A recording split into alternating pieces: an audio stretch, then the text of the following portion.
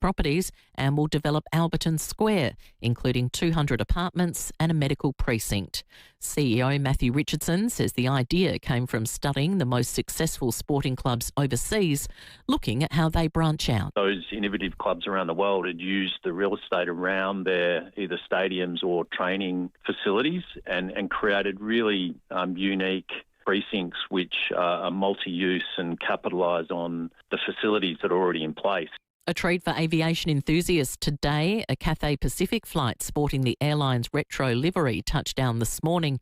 Cathay is marking 80 years in 2026. Now turning to 5AA sport, and Crow Jake Saligo is working through an irregular heartbeat which has seen his training loads managed.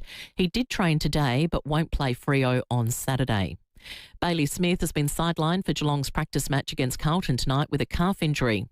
Test cricket is set to return to Northern Australia for the first time in 22 years. The men's side will play 2 test matches against Bangladesh in Darwin and Mackay this August. And Craig Tiley is leaving Tennis Australia, bound for the US to take on a similar role stateside. Now checking 5AA traffic. Darlington got a breakdown to look out for on the Southern Expressway to Second Road. Pretty big delays through there at the moment. Also big delays at Flinders Park. Those roadworks, Holbrooks Road and Grange Road, the ones that seem to be going forever. Very busy Brighton Road, Brighton, and camera today, Doothie Street at Malvern.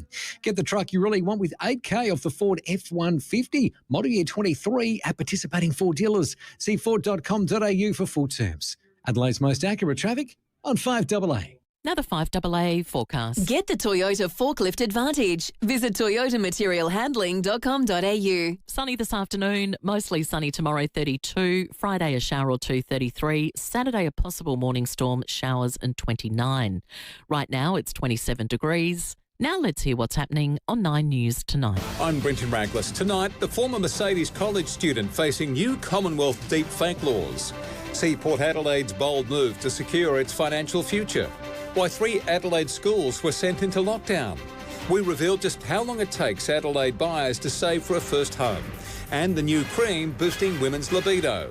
9 News. Your news. 9th at 6 on 9 and on 9 Now. Streaming live via the 5AA Player app on DAB Digital Radio and on 1395 AM.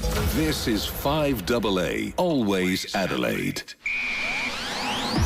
Adelaide's only local sports show, the 5AA Sports Show. Coming up, we're entering a new era for Alberton, Port Adelaide's big dreams to power its financial future. Ben Keys ahead of the Crows' trip to Western Australia. Plus, we talk to a 3-time Super Bowl champion for Where Are They Now? Join us. Rowey and Timmy G. The 5AA Sports Show. Oh, thank you, Sammy. A cracking day. Some much-needed rain ahead for our, well, let's just say our wineries up in the Adelaide Hills and down to the Barossa and McLaren Vale for that matter. Carlton take on Geelong on KO and Fox Footy tonight, 6:40. A game of AFL every night now through to Sunday.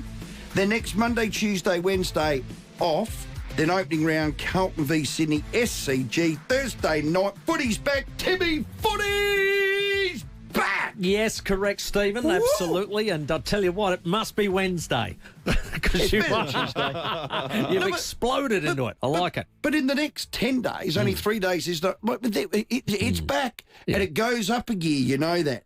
Goes right up a gear. Yeah, it's funny. I've heard a couple of players interviewed from different clubs now, and a couple of them said, not that happy that I'm not playing on the 5th, 6th, 7th of March, where other clubs are. I think they're sort of going, well, they've got an advantage.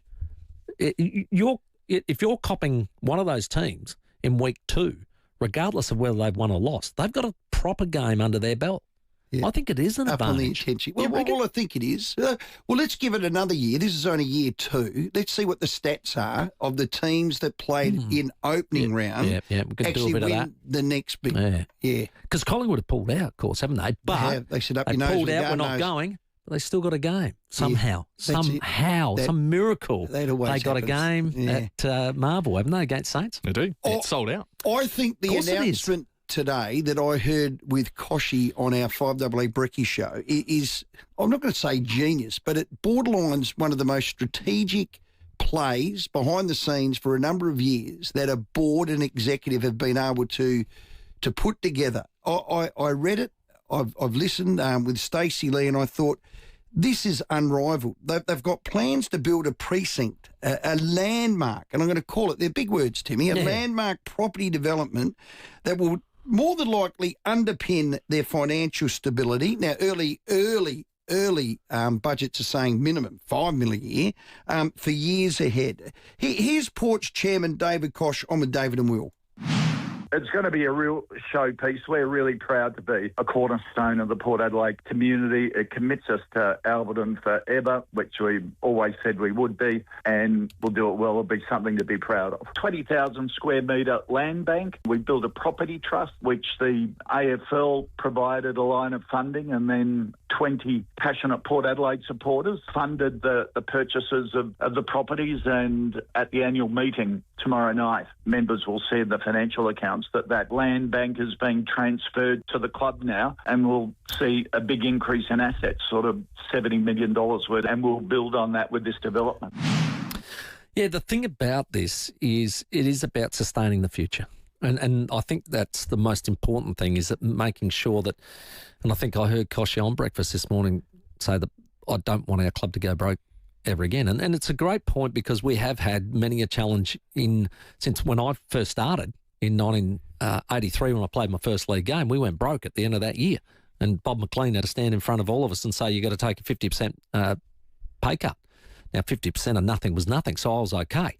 But the point is, we've had so many times that we've been financially challenged that this will give us a future where we don't have to worry about that anymore. The numbers are unreal. I went through it with you, what your return is for rentals and all of that. It's potential, because we haven't even got a planning approval yet. Well, no, but it has been planned in a long-term plan. As a Port fan, I'm going to ask this to our listeners, 8223 0000. I know you've known about it for some time. It has been kept under wraps, more or less at the executive/board level. But as a Port man, how proud are you that this could be your flagship project, and probably Koshy's legacy, I think you'd have to say. Yeah. Look, it's again, I know it's been a long time in the making, and they bought those houses well before Koshy got there, but yeah, correct. And ironically, we had probably at least half a dozen of those way back in the day. So, way back when I was playing. And then, unfortunately, we had those financial challenges and sold them. So getting them back is almost ironic. But it is, proud-wise, I think the thing is, I heard Richo say they could have a development anywhere. You can have a development anywhere, by a big block of land or whatever. But this was talking about, again, the renewal of Port Adelaide and the revitalisation of Port Adelaide and keeping that going. This just adds to it. Yeah. So I think it's a really important piece as we go forward. And as I said to Stacey Lee, I was saying, along Port Road, if you drive up Port Road now into the city, what used to be a lot of single sort of storied buildings are now being knocked down for 3- and 4-story buildings, and they're mainly commercial use. Yeah, well done. David Koch did go on to say this. My whole ambition has been to make sure this club never goes broke again. Thanks to FIVEAA Brecky. He's done a terrific job behind the scenes, and it is a collective. If he delivers this with the partners that we're hearing about, now whether they're super funds, investment companies, equity firms, developers, there's a bit of private enterprise in that. He gets this right, gets this model right. This will be massive for your club. Yeah. Massive. He won't be massive. I just want to state he won't be getting this right on his own, and he hasn't done this on his own. I know that. He's the chairman of the footy club, yes, but he doesn't do all of this on his own. Well, no, but I think there needs to be a catalyst, the brains trust. Finance is his shtick. Yeah. He's very, very good at it. He's very good at communicating. He's very good at getting people together. I think he's a big part of it. And at any given day, it is always a collective. And they've got great minds outside of the club that have been working on it. But you need somebody to drive it. He's the chair of your club, and far be it for me to give him the utmost praise, but God, when I read that, I just about fell over with envy. It was fantastic. Here's Port CEO Matthew Richardson on Stacey Lee's show. The difference in what we're creating here at Alberton Square is it'll be commercial assets, generate revenue, and therefore the value of those assets actually go up over time. So we're starting to change the business model, and that's something the AFL, we've been working closely with the AFL for a number of years, and they're very supportive. Think of the Port Club, Alberton Oval, directly across the road there, you've got a car park. The car park to Port Road, there's a number of houses. Correct. Port own them all. Yeah. And that's the development. And the drawings that they've already put together is you'd see the footy club, then you would see a great big open space, which would be the Alberton Square, if you like, and that's that open space for everybody to go through and use and the like, and then you get the apartments and then the commercial opportunities on Port Road and down below. Ginnivan Lane. Yeah, stay in your lane. Yeah. I'll probably, I'll do. I'll scratch my name in the cement again. Yeah. That's what I did at Adelaide Oval. They don't know where it is. Now, the bit I loved when Richo was talking to Stacey Lee was when they said about the name, and I know that there's been all sorts of names, good and bad, thrown around. The actual history of Alberton Square, which I didn't know, dates back to 1870. So Alberton, when it was master planned in 1870, ironically, there were 5 squares in the district, which were parks. There's only 2 of those squares remaining. So part of the inspiration behind Alberton Square is actually returning more green space and open space to the community, which was, Alberton was actually, as a suburb and a district, was a master planned community back in the 1800s. So that's where the nod to the history of the area is part of the working title of the name. So Port fans, what do you think? An amazing plan, a long-term strategy. Have you say 82230000. I think your AGM tomorrow night, you might not have a big enough room to fit your people in. Yeah. I think it's going to be huge. Now you've got some... There's information sessions that are at the Port Club, so if you're interested, members, Monday, March 16, so a few weeks away, you can head in at 6 p.m. There's an hour-long session for members, and then for the general public, the week after on March 23 to learn more. Well, there you go, a commercial asset generating income, $70 million asset, bang, straight on your balance sheet. What do you think, Port supporters on the Crows front? I was trying to do my best, KG. I was told I'm not allowed to do that. Did that sound like Cage when he's upset? Yeah. Anyway, I love him.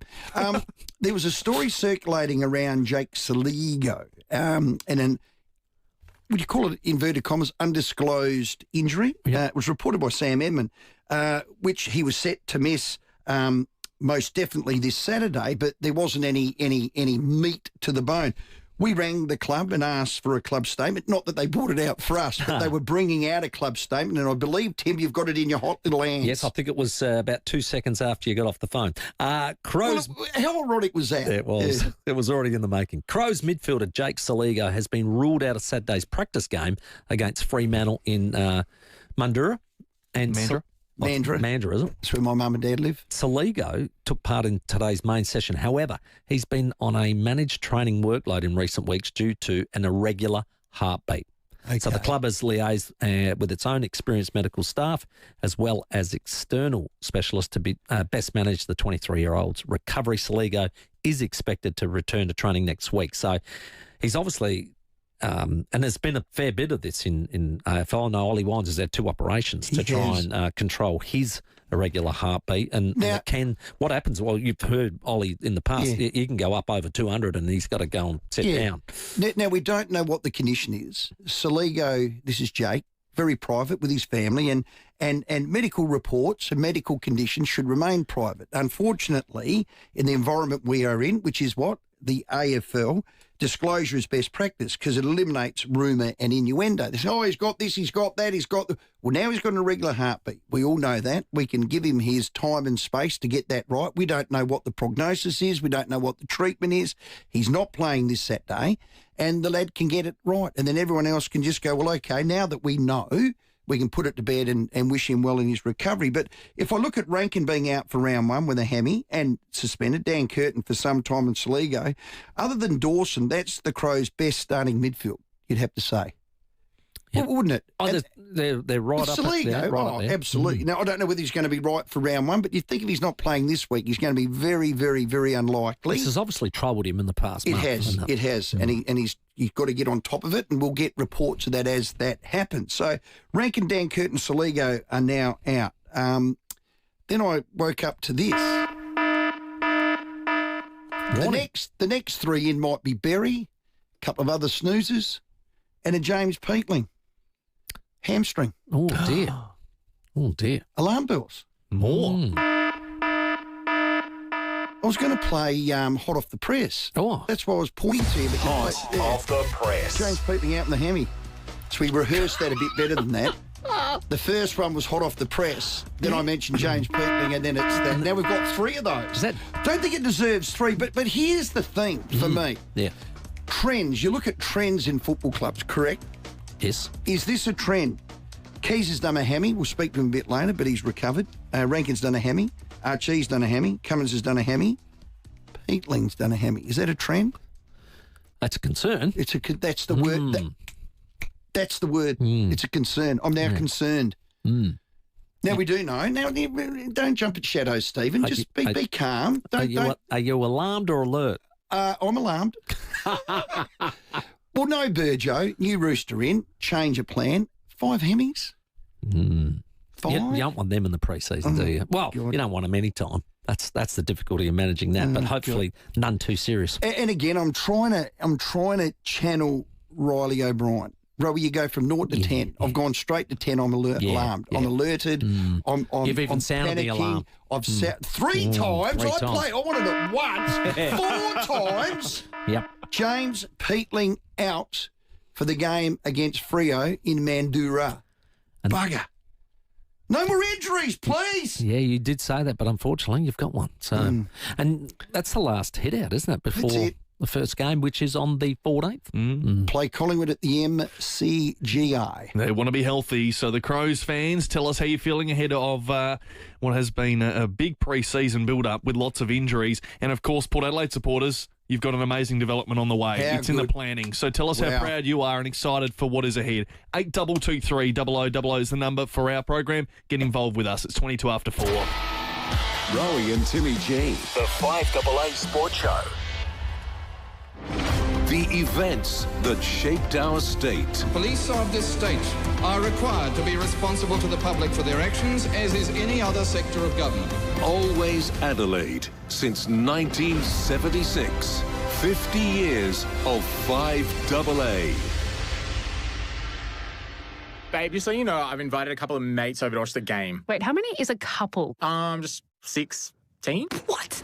Stock up for the footy season at Sip and Save. More rewards members can grab a Bundaberg UP Rum and Cola 10-pack for just $45.99 or $48.99 for non-members. And you could win your share of up to $150K. Plus, Cooper's Pale Ale 24-packs at just $59.99. More rewards. Join now for free at sipandsave.com.au. Prices may vary in country areas. See website for T's and C's. Sip and Save. It's more in store. You can rent a little, you can rent a lot. Whatever you're doing, wherever you're going, you can rely on Red Spot to get you there. We're the all-Aussie, family-owned car rental company in airport terminals and cities across Australia with a new fleet and 100% local Aussie service. And right now, Red Spot is giving you spot-on savings of 15% off every vehicle at every location. Book direct and save at redspot.com.au/radio. T's and C's apply. Red Spot. Well, it's fair to say most of us had clutter at home and in the workplace and around the corner and even in this bloody office. You know what I did? I put clutter in one corner and I put Charmin shelving in the other and bang, Charmin shelving absolutely destroyed them. And you know why? Because they make life so much easier. They do. Bill, George, Christine, they'll come to your home office, workshop or your shed. They just measure up, they design, they deliver and assemble the perfect storage solution in a great range of colours to suit any decor. They've done it to me at home and at work. Yeah, they do it brilliantly. Now, everyone needs a little Charmin in their life. Call into their building, 412 North East Road, 412, Windsor Gardens. You can take a look. Now, the showroom and office is now next door in the big white building, so make sure you enter via Albert Street. Yep, exactly right. So you can jump online. I fell asleep then. Sorry, Timmy. You fooled Sam. An old mate here who's having a bit of problems with his fingers. Trigger finger. Oh, get on with it. Sorry. You can jump online as well at charminshelving.com.au or do what we do. Get on Facebook. We're all about supporting local. Make a splash. The Big Wedgie Inflatable Water Park. Open all summer at West Beach Parks. Book your tickets now at thebigwedgie.com.au. For over 12,000 South Australians, the most important meal of the day is from Meals on Wheels. Behind the meals and behind the wheels are our wonderful volunteers, like our drivers who deliver the delicious meals to our customers. Amanda, hello. If you love driving, we could do with you. Smells delicious. Become a volunteer today and help us keep the wheels turning. See you tomorrow, Chris. Visit mealsonwheelssa.org.au for details. Ladies, is the need to wheel the time making your life a misery? Caruso's Wee Less to the rescue. Caruso's Wee Less contains Schisandra chinensis, a fruit extract traditionally used in Chinese medicine to relieve urinary frequency. So if your need to wheel the time is getting in the way of your social life, try Caruso's Wee Less today. Caruso's Wee Less is made in Australia, comes with a money-back guarantee and is available from leading pharmacies and health stores. Always read the label and follow the directions for use. Toolkit Depot's Price Beat Promise means you get low prices on your favourite tool brands. Rowey and Timmy G, the 5AA Sports Show.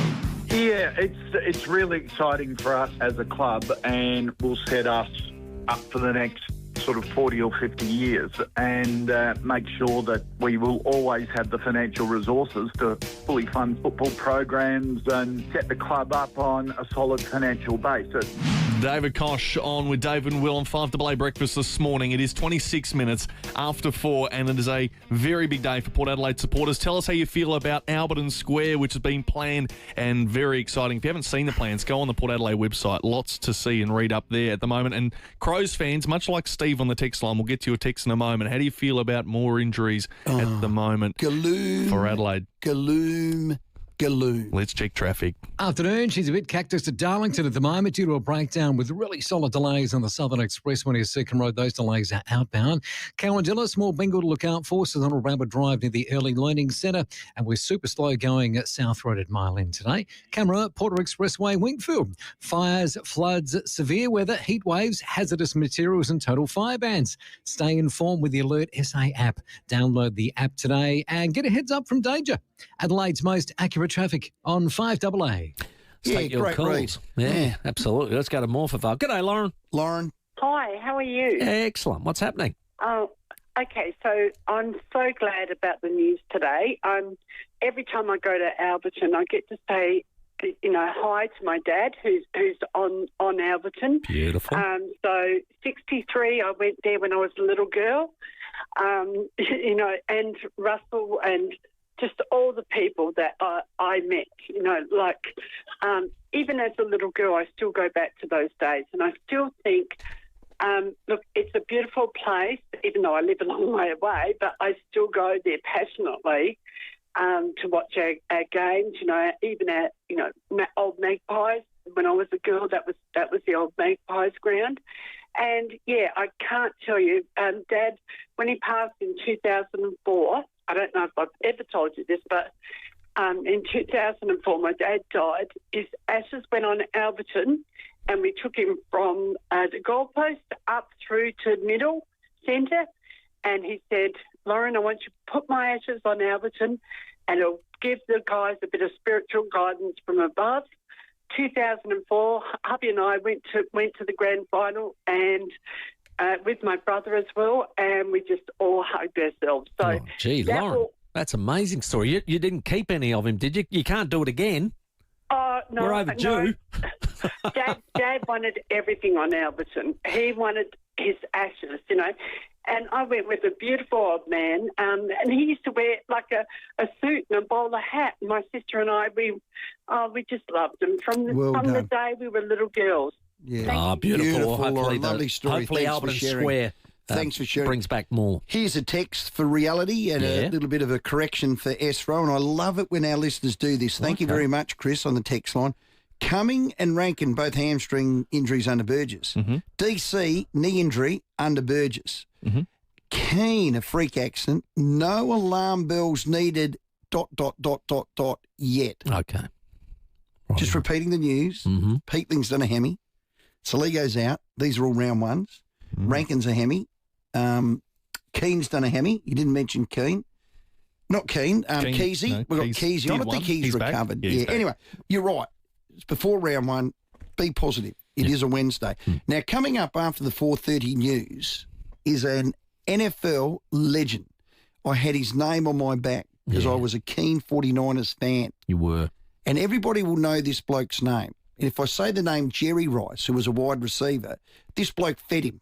That's just a little tease. Yeah. Looking forward to this. A quarterback who won Super Bowls. How good is that? And there, of course, his team coming to town in Australia next or later this year. So at 4:30, we'll take a break. Where are they now? A special edition next. The 5AA Sports Show. Rowey and Timmy G.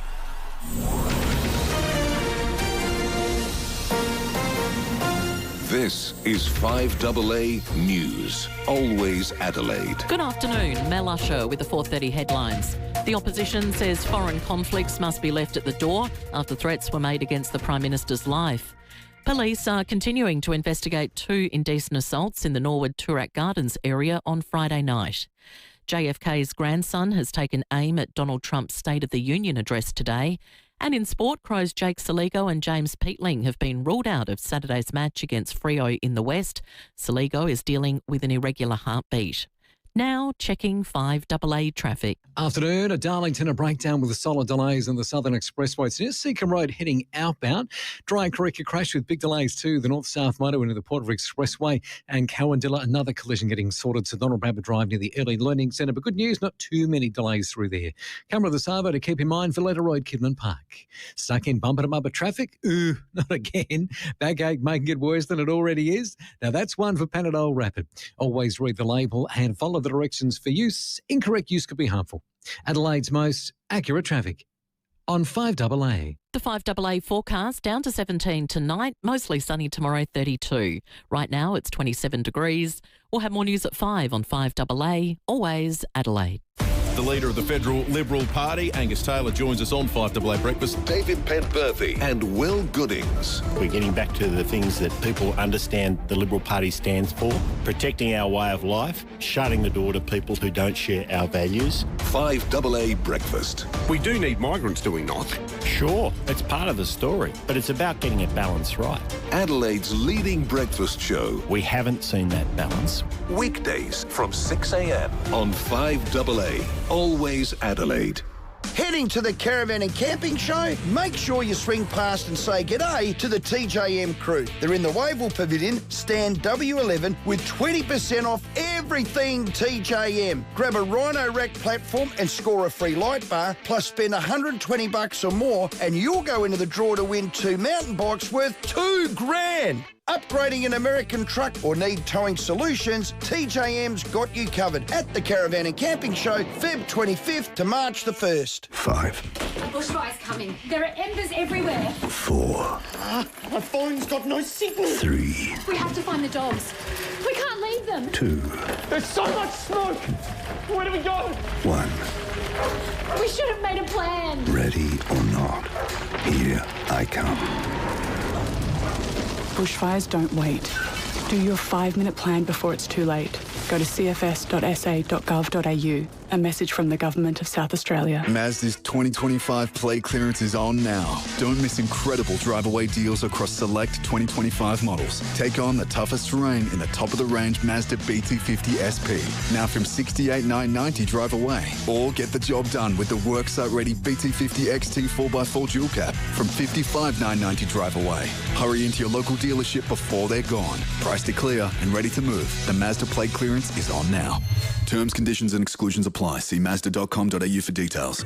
5AA's Tech Talk with your host, Adelaide tech guy Richard Pascoe. Thanks to Harvey Norman Computers. Harvey Norman's got 3 great Lenovo options that make laptop shopping pretty easy. If you just need something for the basics, emails, streaming, the kids' homework, the Lenovo IdeaPad Slim 3 is just $358. Save $140. Want something with a bit more grunt? The 15-inch Slim 3 with Ryzen 5 gives you you loads more speed and storage so you can juggle work, study, Netflix and spreadsheets without that laggy frustration. Only $798. Save $400. And if you're ready for serious multitasking, creative work and the latest AI features built in, the Lenovo Copilot Plus model is perfect with 32 gig of RAM and a fast 1 terabyte SSD. Just $1,498. 3 levels of Lenovo quality available now at Harvey Norman. Check out this great offer at a Harvey Norman store near you.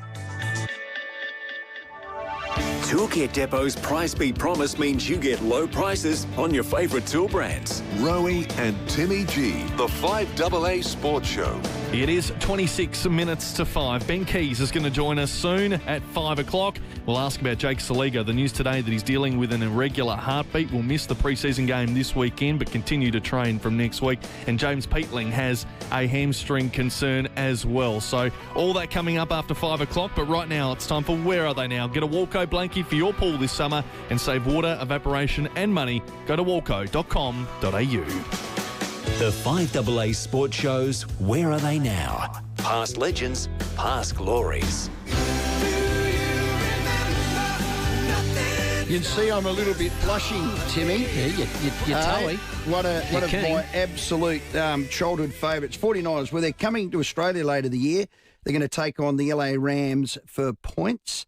And I said to you, I loved Steve Young, so I said to my producer, you've got to get him on. Yeah. Guess what? He's done it. Stop it. We have 3-time Super Bowl winner, one as an MVP, 2 NFL MVPs. He's got a record as long as his arm. We haven't got time to go through it all. He's an absolute legend. We're blessed to have him. Steve Young, welcome. Oh, great to be with you, Steve. Thank you. Thank you for trying to find me and digging me out for this interview. We were just talking off air. I can't wait to get down for the game. That'll be my first trip to Australia. And I've had friends. I can't even believe I haven't been to Australia. It's insane. But I look forward to that. No, we look forward to it. I was just saying to you off air, I love Jerry Rice, number 8. He started a little bit before you. Then you came along and I had your number 8 strip, Steve. Jerry Rice, as a wide receiver, probably one of the best we've ever seen. Did you make him or he made you, Steve?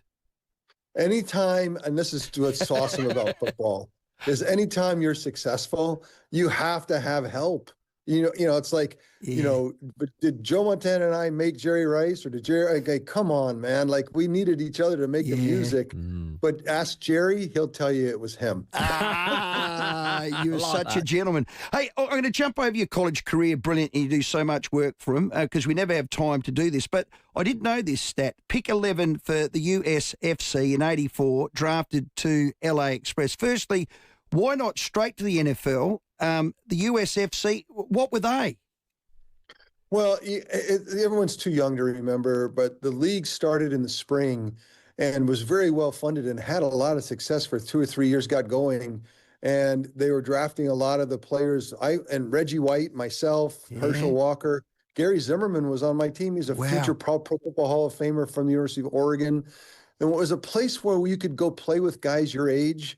You could have a lot of fun. I was in LA and you could play. You didn't have to watch. You didn't have to. And also, if things didn't work out, the theory was you can go back and be a free agent and join any team in the NFL. And that didn't end up happening because of a collective bargaining snafu by the Players Association. So that's why I got drafted in Tampa. So my master plan didn't work out.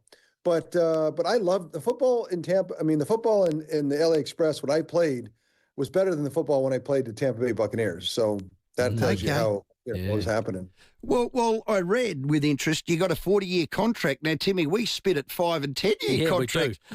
Steve got a 40-year one. Tell us about that, and then roll forward to the Tampa Bay. They picked you one in NFL. You had to buy your contract back. But is it still going, that contract? Well, it would have finished next year. Think about it this way. This is going to test your financial knowledge, your financial comfort. So they funded an annuity with a couple $1 million up front, which is a lot of money back then. Yeah. And then it was going to pay out starting in like 1999 or something for the next 35 years. Wow. Or 25 years. Jeez. And so that's what it was. And then they added up all those payments over the 40 years and then said, that I was the $40 million man. And at the time, Wayne Gretzky was making a couple $1 million. Magic Johnson was making a couple $1 million. And all of a sudden, Steve Young is making 40. And so one day we were playing in Washington, D.C. My folks drove down from Connecticut, where I grew up, to see me as a pro player the first time. And it was a raining, sloppy day, and I dropped back, and the ball fell out of my hand, and someone picked it up, ran for a touchdown in the corner of the end zone near my parents. People started yelling, 40 million down the drain, 40 million down the drain. And my mom, who's just such a sweetheart, she stood up and turned to the guy. She's like, it's not 40 million, it's an annuity. It's an annuity. I love it. I know he sucks, but it's over 40 years. So, but you had to buy it to clear yourself to get to Tampa Bay in the NFL. Is that true? Yeah. Well, what did that cost? Like the league, they had my rights for another year, and I didn't want to wait. Yeah, I like once it folded and it all fell apart, I was like, let me get me out of here. And so a lot of guys just waited and didn't pay anything. I think I had to pay some money back, but it was well worth it to go play some football. Now, look, I had to go to Tampa Bay, where I told you the football was worse. Yeah. It was rough.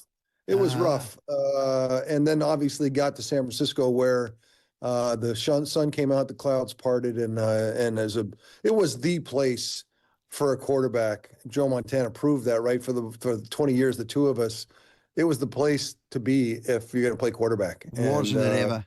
Yeah. It really was. Now, that was in 87. You were back up to Joe Montana, and whenever he was injured, and I've seen a couple of games at Candlestick Park where you stepped in when he was injured, and you starred. When did you realise, Steve Young, that you were better than him?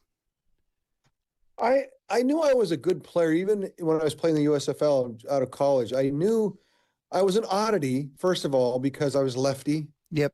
Not many left-handed players. Quarterbacks. I was also an oddity because I ran around, and all the quarterbacks at that time stood in there and didn't. And so it was Bill Walsh, the coach of the 49ers, who told me really for the first time in my life, hey, I think being left-handed is an advantage. And I think the fact that you can run around with my West Coast system, if you'll stand in there and read the defense and deliver the football, and then if nothing's happening that's good, you go and run. You'll be the most dynamic, most threatening person in the league. And so it was really, when you need a coach to tell you something that you didn't necessarily know for sure. And I think he was the one that gave me the vision and kind of ended the shame of being left. There was coaches in college who didn't want to coach me because I was lefty. Wow. That's how weird it was. But I think that was when it happened. In 1987, when I got to the 49ers and Bill Walsh told me, you're going to be one of the best ever because of these things that I thought were, not the most positive. And so, and now look at the game today. Anyone who follows the NFL today, it is my game. It is run around, throw it all over the place. I mean, it's funny, you think about 25 years in the future, the game would have left you. Yeah. But for me, it came back to me. And so I'm very jealous of the guys who are playing today. And now a guy that runs around is a dual threat. He's somebody that, is unstoppable. And what would it have been like to play today? Hey, Steve, I was wondering about the relationship with Joe Montana because did he see you as a protege and put his arm around you, or did he see you as a threat? And this guy's coming up and taking my place. I've said it many, many times. He and I, from the minute we met, because I was brought in, Bill Walsh told me that Joe was hurt, had a second back surgery, which he had, and he didn't think he'd play anymore. And I wasn't wishing anything bad on Joe, but I was excited to go, kind of replace him. And then the first practice that I showed up, he ran out. And I remember the first thing I said to myself was, he doesn't look hurt. Right. And that really created an awkwardness that never left. Joe and I saw each other a couple weeks ago at the Super Bowl a number of times, and we never argued, never fought, never had a crossword, really tried our best to support each other with the awkwardness. Yeah. But it was always awkward. It never wasn't awkward. Yeah. And that's funny, even today, it's a little awkward. Oh, wow. Hey, how are you doing? Yeah. Well, there's only one job. You swine, yeah. That is very interesting insight, and thanks for that. Really appreciate your honesty with it. I just wanted to go back to your high school. How did you make a choice? Because I read you're actually, in your senior year, you're the captain of the football, you're captain of basketball, and you're captain of baseball. Well, you must have been brilliant at all three. What made football stand out for you? Funny. It's a funny question to ask me because I was just watching the Olympics and the Winter Olympics in the USA hockey versus Canada. And our town where I grew up in Greenwich, Connecticut was a hockey town. It was skating. Dorothy Hamill came from there. All my friends played hockey and I never learned to skate. I ended up playing basketball. Football was, I had a lot of speed. I could throw it. So that was obviously something I could do well. But basketball, what was I doing? I mean, fine. But I should have played hockey. And then instead of baseball, I should have played lacrosse. Those are my three games, what I could have been. You know what I mean? So I think I actually loved baseball the most. Wow. But I was not a college hitter. And football was how I was recruited to go play in college and my dad's like free schooling, that's the best thing ever. And so I love football. No, don't be kidding. I love playing quarterback. Quarterback it's such a unique position. You touch the ball every time. You're responsible for the good and the bad. It's all of that, and I loved that part of playing the position. But there were other sports that I did love. It just wasn't good enough. You're listening to Where Are They Now? All thanks to Walco with a 3-time Super Bowl winning quarterback from the 49ers, Steve Young. More to come after we go to the break and check traffic. Afternoon. She's still a bit hairguard at Darlington at the moment. That's due to that breakdown with solid delays. It's on the Southern Expressway near Seacombe Road. Delays also at Dry Creek, the north-south motorway with the Putter Expressway and Cowandilla. Small winkle getting sorted there, so Donald Bradford Drive near the Early Learning Centre. But good news, no great delays through there. Camera this afternoon, Valletta Road, Kidman Park. South Australia's Caravan Camping and Outdoor Show is on at the Adelaide Showground. Over 170 exhibitors with everything from caravans to outdoor gear. Ends Sunday. Tickets online. Adelaide's most accurate traffic on 5AA. Rowey and Timmy G, the 5AA Sports Show. This state election, it's a fit in with you thing, with more ways to vote than ever. Enrol today or check your enrolment at ecsa.sa.gov.au. Voting, it's a good thing. Authorised by M. Sherry, Electoral Commissioner, Adelaide, South Australia. Mark Boris is the mentor who keeps choosing stories over spreadsheets and keeps feeding those big ideas. So keep good company with the Mentor podcast. Hi, I'm Bronte Manuel from Toop and Toop. Across Greater Metropolitan Adelaide, we hold more suburb records than any other real estate agency in South Australia. From College Park and Norwood to West Beach and Brompton and through to Mount Barker, Parracombe and St Peters. We're proud to deliver standout results right across the state. No matter what you're selling, our focus is always the same, achieving the best possible outcome. If you'd like to know what your house could be worth in 2026, visit toop.com.au. Living with diabetes? Ditch finger pricks with Freestyle Libre, the wearable sensor that monitors glucose levels straight to your phone. Trial it now for only $15 at freestylelibre.com.au. T's and C's apply. Follow directions for use. This Mad March, Adelaide comes together for one massive celebration. Racing, fashion, music and performers collide at Mad March's main event, the Sportsbet Adelaide Cup. From champagne pours and front row views to Club Largo, CC Giddy Up Club and Family's Own Fun. Kids under 17 free. Trackside after racing, Shannon Knoll and the Jungle Giants DJ set. General admission from $35. Sportsbet Adelaide Cup, Monday, March 9 at Morfordville. Are the potatoes done? 30 seconds. What about the desserts? For over 12,000 South Australians, the most important meal of the day is from Meals on Wheels. Hey, Amanda. Hi, Roger. How are you? Behind the meals and behind the wheels are our wonderful volunteers. Amanda, hello. Smells delicious. Become a volunteer today and help us keep the wheels turning. See you tomorrow, Chris. Visit mealsonwheelssa.org.au for details. Kia's summer offers just got hotter with incredible value on 2025 build models at your Kia dealer now. Whether it's the full electric experience or the hybrid adventure you're after, Kia has you covered with the World Car of the Year EV3 now starting from $46,990 drive away, and the new hybrid Sportage from only $44,490 drive away. Hurry in for these incredible Kia summer offers at your Kia dealer now. Kia, movement that inspires. Harris Scarf Friends exclusive 20 to 50% off store-wide sale is on now. Save big on full-price bedding, kitchen, electrical and more. Don't miss out. Sale ends soon. Excludes clearance and gift cards. See conditions online. Harris Scarf. Great brands, great prices.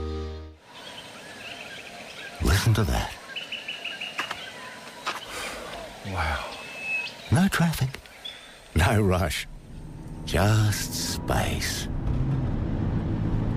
Out here, there's room to breathe.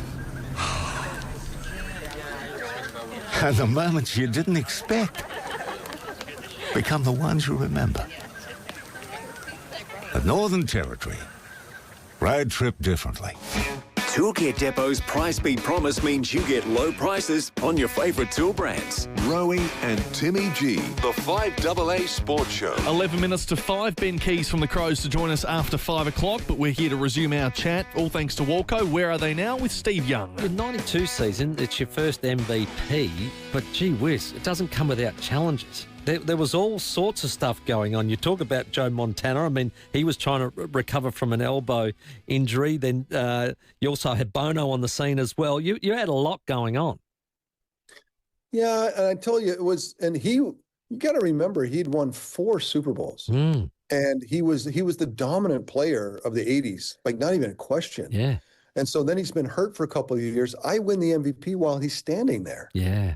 And so that's just, think about that. That's just an odd situation. Yeah. It's just odd.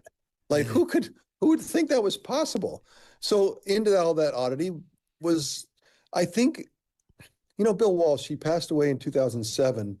But after we'd both all retired and he'd retired. And I used to go hang out with him and loved kind of getting to, be in a different relationship with him and not just being my coach. And then one day I asked him, I said, why did you jam us together like that? It was so awkward. Yeah. He goes, because I knew it'd get the best out of both of you. Wow. And I thought, oh, maybe wanted to punch him, but also maybe you want to say, you might have been right. Yeah.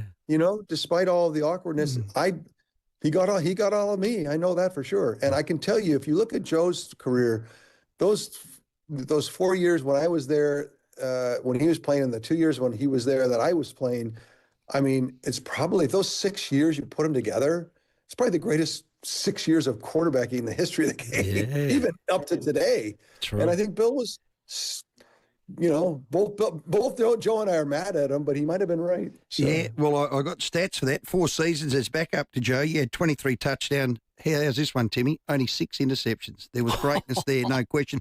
We're speaking to 49er NFL Hall of Fame legend Steve Young. We know the 49ers are coming to the MCG later. I'll roll on to 94 because I can remember it.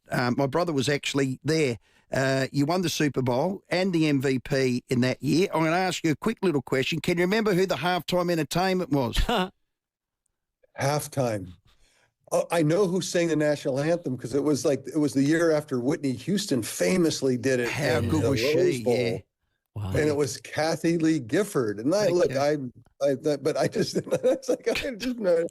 was just uniquely different. Halftime, I don't remember who. That's a fascinating question I had never been asked before. Who was the halftime? I don't know. You'd have to tell me. You would have thought you'd know, but it doesn't matter, Steve, because you won the MVP and did well against the San Diego Chargers. Was that your best year? Was that your best moment? 98 was a great year. 92. I don't know. I mean, it's culminated in the Super Bowl.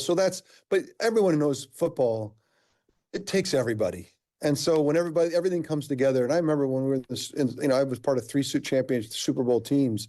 Every time you look you come in after the game, you're now Super Bowl champions, and you get in the locker room and you look at each other and you think, this is the most irrational thing that ever happened. This is too many people. It's too many people to have a beautiful thing. It's too many to have it all work out. You have to sacrifice so much. And so that's why Super Bowls are so amazing, because it's irrational that you can have 50 guys on a team and all the chaos that happen on a field, and you can go find the beauty in it. And I think we all kind of appreciated those. So the years like that, you can't say, oh, that's not the best year, because it was the year that it all came together. But there's also years that were a struggle, tough, challenging, humbling. And it was Ronnie Lott, the famous 49er safety, that taught me that when you lose, you learn. And so I kind of took that, in so many ways, he taught me to elevate even the challenges. And I think that's important. Well done, Steve. Distinguished business career as well in equity firms. I read up a broadcast with ESPN. I can remember you doing some Super Bowls. An actor. This is Fact or fiction? Were you offered the role in Something About Mary that Brett Favre ended up with? So the writers of that movie are famous 49er fans, just avid 49er fans. And they wrote it, and it was for me, like they called me and said, Steve, we've got a script. It's for you. You got to do it. And I thought, okay, that's amazing. I don't know. I can't act, but yeah, whatever, you know. You guys I'd met them before. They're huge 49er fans. I'm like, let's go, whatever. And they sent me the script, and I read the first page, and I can't even tell you on radio what was happening on that first page. And I'm like, this is insanity. I can't do this. So I call him back, and I'm like, bro, I can't. Oh, I want to, but I can't. I'm just like, oh no, it's not that bad. No, it'll be fine. It'll be. And when I was reading, I'm like, this is going to be terrible. This is not even fun. Like, and so they said, okay, we get it. You're not going to do it, but who would do it? And I thought to myself, after reading the first page, I think the only guy I think might do it is Brett Favre. Hey, Timmy, you might have read the part where he got the freak before the beans. That was a nasty bit. Nasty bit indeed. Great movie. Yeah, great. Hey, Steve, we always ask, it's about where are they now. I believe you're really heavily involved in girls' flag football. Tell us about that. Yes, thank you. Okay, first of all, I want to honor Australian rules football. I went on my honeymoon 25 years ago. We went to New Zealand. I didn't make it to Australia, but I was watching on TV Australian rules football. And I thought to myself, those guys are crazy. Like, that's a dangerous, like, I'm playing professional football. I'm like, that's not dangerous compared to this. This is like, these are people so I just I want to honor Australian rules because it is for the toughest humans alive. Yeah. I got to give it all the credit in the world. And I think it was you, Steve, that you're the player. One of you are famous for this, aren't you? Oh, probably more Timmy than me. I was a buckled wheel, if you know that term. But Timmy's a 7-time NFL champion player. We used to play against each other. Yeah. Steve. Yes. Yeah. So I just want to honor that when I talk about different ways to play football. Because when we're talking about flag football, yes, it is different, but it's still football. And it's football. It's tactics, it's timing, it's all the cool stuff about football. It's not necessarily all the physicality and the hitting and so forth. And so when you boil football down, it's very beautiful. And when I taught the girls, my ninth and 12th grader asked me to come because California allowed for the first time girls flag football as a varsity sport in California 3 years ago. Unreal. And so they asked me to come help. I'm like, I'll come help. Yeah. And then the girls were excited, but they knew nothing about the game. And so from scratch, we taught them the game. And what I realized is that the girls took up the game 10 times faster than boys. I mean, I'm not joking about this. You think I'm exaggerating. They do learn. They do. 10 times faster. And then I would teach them a play, and they're like, oh my gosh, you're telling me that if I run the same and they run at the right time, that we can, they love the idea of being able to run a play and put someone in a position on the defense that they couldn't be right. Yeah. They just thought that was the most amazing thing. Like they'd come to the line of scrimmage and say, who do we get? And they'd point her out like, oh, this is going to be great. Like it was viscerally, it was in their soul. Playing football was like, it was meant for them. And I don't want to overstate it, but I want you to know that I ended the season, they were playing beautiful football, beautiful plays. And they'd only known the game for 3 or 4 months. And I turned to the other coach. I'd played with the 49ers briefly, John Pay, who was the head coach. And I said, John, I want you to know, just watching this, that football at its roots was made for girls. Yeah. We've had it for 100 years, and the boys have done whatever they've done with it. But, man, this game is a girls' game because it's all about timing, tactics, choreography, dance. It's a glorified dance step football. They get to play it now. And it's exploding. It's the fastest growing sport in America by far. Wow. On our team, they've had 45. We have this little high school, 45 girls. That's almost half. That's the class. The whole class came out to play because they've heard how great it is and how much fun it is. And let me last little anecdote. The first game we played, it's the first girls flag football in high school history in California. 4 elderly women are sitting up in the stands. Few people that have girls playing, family. My wife is there. She goes up and sees these 4 women she doesn't know and says, hey, what are you doing here? Do you have a granddaughter? What's going on? I go, nope, we all grew up in this area. the four of us were best friends back in the 1950s, and we all dreamed that we could play football. Wow. And we never could. And we heard girls were playing, and we wanted to see it for ourselves. And so that's really the full measure of what I want to talk about that, because I've become very passionate about it because the experience I just told you about. Yeah, I want girls to be able to play a game that I think was meant for them. Oh, wow. Steve, we always run out of time, mate. You're a great player. Gave us 49ers fans a lot of joy. Your foundation, Steve Young, Forever Young Foundation, shows how great a human you are. Steve Young, thank you, and let's hope we can see you at the MCG for that round. Are you guys going to be at the game? We will be there. We are. By hook or by crook. Yeah, what are they saying? I'm the number one 49ers fan in Australia, man. We'll find any cheats way of getting there. There you go. Hey, do me the favor, because I know I have a lot of friends in Australia, but I don't know anyone who's going to be at the game. You guys have got to find me and find you. Say hello. Oh, that's a challenge. I like it. No, that's a date, Steve Young. Yeah. That's it. Good man. You're a star. Thanks, Steve. Great to be with you guys. See ya. Oh, God. Cornsey always says, I say it all the time, read the record. Yeah. Look at the highlights. Who's the rooster that plays for Kansas City now that we all drool over? Oh, yeah. Mahomes. Mahomes. Wouldn't hold a candle this rooster. Steve Young, our guest. How good is that? It's SA's biggest cover-up. Walco is at the centre of it. Preserve your summer of mucking about in the pool with the best you can get made right here, a Walco Guardian pool cover. Bang on 5 o'clock, time for the news. Ben Keys from the Crows next. Rowey and Timmy G, the 5AA Sports Show. Adelaide's news leader for 50 years. This is 5AA News. Always Adelaide. Down to 17 tonight, mostly sunny tomorrow, 32. With the 5 o'clock news, good evening, I'm Mel Usher. A bomb threat linked to a Chinese dance group is reportedly behind the Prime Minister's evacuation from his Canberra residence.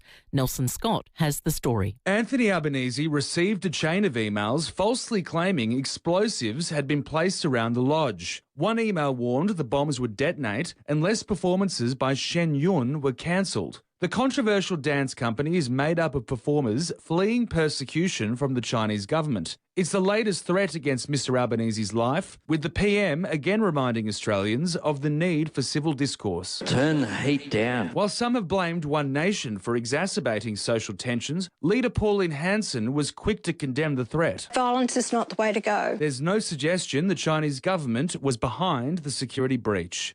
The Reserve Bank may consider another interest rate rise after inflation remains on the high side. Latest data shows consumer prices grew 3.8% over the year to January. Housing remains the biggest cost, with electricity prices and rent weighing on many family budgets. Federal Treasurer Jim Chalmers says the government is trying to bring inflation down. I take seriously my responsibilities in the fight against inflation. I take seriously our responsibilities to continue to make the budget more responsible and more sustainable. We have made good progress on the budget, but we know that there's more work to do, and that's the government's focus. The Port Adelaide Football Club is expanding geographically. They've bought up dozens of properties around their headquarters west of the city as they look to create their own suburb. The proposed Alberton Square is about diversifying their financial portfolio. CEO Matthew Richardson says it's 7.5 hectares. It's a big site. It's in a great location. It's connected to Alberton Oval, so it just expands the Alberton Oval footprint. So it creates a very unique footprint and campus, if you like.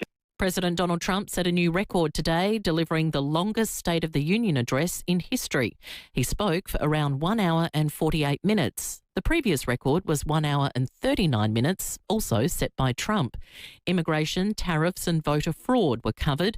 JFK's grandson, Jack Schlossberg, says it was a farce. It was story time with an old man living in an alternate reality. He ranted, didn't rouse anyone. He lied, didn't lift anybody up, and demeaned and didn't dignify anything. Speculation is mounting the new James Bond has been chosen. Australian Jacob Elordi is in the box seat, with reports the cameras will roll on the next movie before the end of the year. Now turning to 5AA sport, and Crows midfielder Jake Saligo has been ruled out of Saturday's practice game against Fremantle in the West. He took part in today's main session but is being managed due to an irregular heartbeat. Saligo is expected to return to training next week. James Peatling is also out of the weekend game. Geelong play a practice match against Carlton tonight. Bailey Smith has been sidelined with a calf injury. Well, Craig Tiley is leaving Tennis Australia for a comparable role in the US. The Australian Open boss has led the first slam of the year, transforming it into a 3-week event with record crowds on an annual basis. Tiley says one of his legacies was steering the tournament through COVID. Those two events today, they still talk about it. In fact, I think it was at Harvard Business School, they did a case study of the team at the Australian Open that pulled off that event, both in both lockdown periods. And so incredibly proud of what the team did then. That's sport. Now checking 5AA traffic. At Darlington, a breakdown with solid delays on the Southern Expressway near Seacombe Road. Quite busy at the moment too. Main North Road at Enfield are quite slow. Tapley's Hill Road, Glenelg North. A few cameras look out from the drive home tonight. You'll find them Days Road, Croydon Park and Elizabeth Streets at Banksia Park. Get ready for Clean Up Australia Day. Let's get our gloves on this Sunday to give back to a place that we call home. Register now at cleanup.org.au. Adelaide's most accurate traffic on 5AA. Now the 5AA weather. Get the Toyota Forklift Advantage. Visit toyotamaterialhandling.com.au. Down to 17 tonight, mostly sunny for your Thursday, 32. Friday, a shower or two, 33. Saturday, a possible morning storm and showers, 28. Right now, it's 28 degrees. Now let's hear what's happening on 9 News tonight. I'm Brenton Raglas. Tonight, the former Mercedes college student facing new Commonwealth deep fake laws. See Port Adelaide's bold move to secure its financial future. Why 3 Adelaide schools were sent into lockdown. We revealed just how long it takes Adelaide buyers to save for a first home. And the new cream boosting women's libido. 9 News. Your news. 9th at 6 on 9 and on 9 Now. Hey, it's Hayley from Adelaide. Discover the magic of Canada and Alaska with APT and Phil Hoffman Travel in 2027 at exclusive season launch events across Adelaide from the 3rd to the 19th of March. Be inspired by the beauty of the soaring Rocky Mountains to Alaska's breathtaking Glacier Bay. Enjoy wine and canapes as you explore trending itineraries for 2027 and savings of up to $2,600 per couple plus exclusive one-day only offers. Register for free at pht.com.au. Get saving now with City Discount Tyres. We're offering great deals on the world's top brands in tyres, wheels, suspension and parts. Suitable for four-wheel drives, SUVs and passenger cars, including Falcon, Michelin, Pirelli, Kumho, Hankook and many more. Finance options available. Search citydiscounttires.com.au and locate your nearest dealer today. City Discount Tyres. We're driven by value. Some swear jars collect coins, but at Buy Urban Bathrooms and Kitchens, their swear jar collects promises. Hi, I'm Renette, a designer. I swear to listen to your ideas and help create a functional space for you. Hi, I'm Rick the plumber. I swear to always be on time and clean up after myself. I'm Laura. I swear to help bring your thoughts and design ideas to life, just how you envisioned them, or better. For a team that swears to deliver on quality and service, see Buy Urban Bathrooms and Kitchens, Adelaide's home renovation experts. Follow your wanderer to South Australia's Caravan, Camping and Outdoor Show. Check out the latest caravans, campers, motorhomes, four-wheel drives and more. Get inspiration and expert advice for your next road trip. And let the kids go wild with free entry and a fun lineup of family-friendly activities. Gear up for the industry's official outdoor show. By Wanderers, for Wanderers. South Australia's Caravan, Camping and Outdoor Show. 25th February to 1st March at the Adelaide Showground. Get your tickets now at caravanandcampingsa.com.au. 5AA's Tech Talk with your host, Adelaide Tech Guy Richard Pascoe. Thanks to Harvey Norman Computers. Harvey Norman's got 3 great Lenovo options that make laptop shopping pretty easy. If you just need something for the basics, emails, streaming, the kids' homework, the Lenovo IdeaPad Slim 3 is just $358. Save $140. Want something with a bit more grunt? The 15-inch Slim 3 with Ryzen 5 gives you loads more speed and storage so you can juggle work, study, Netflix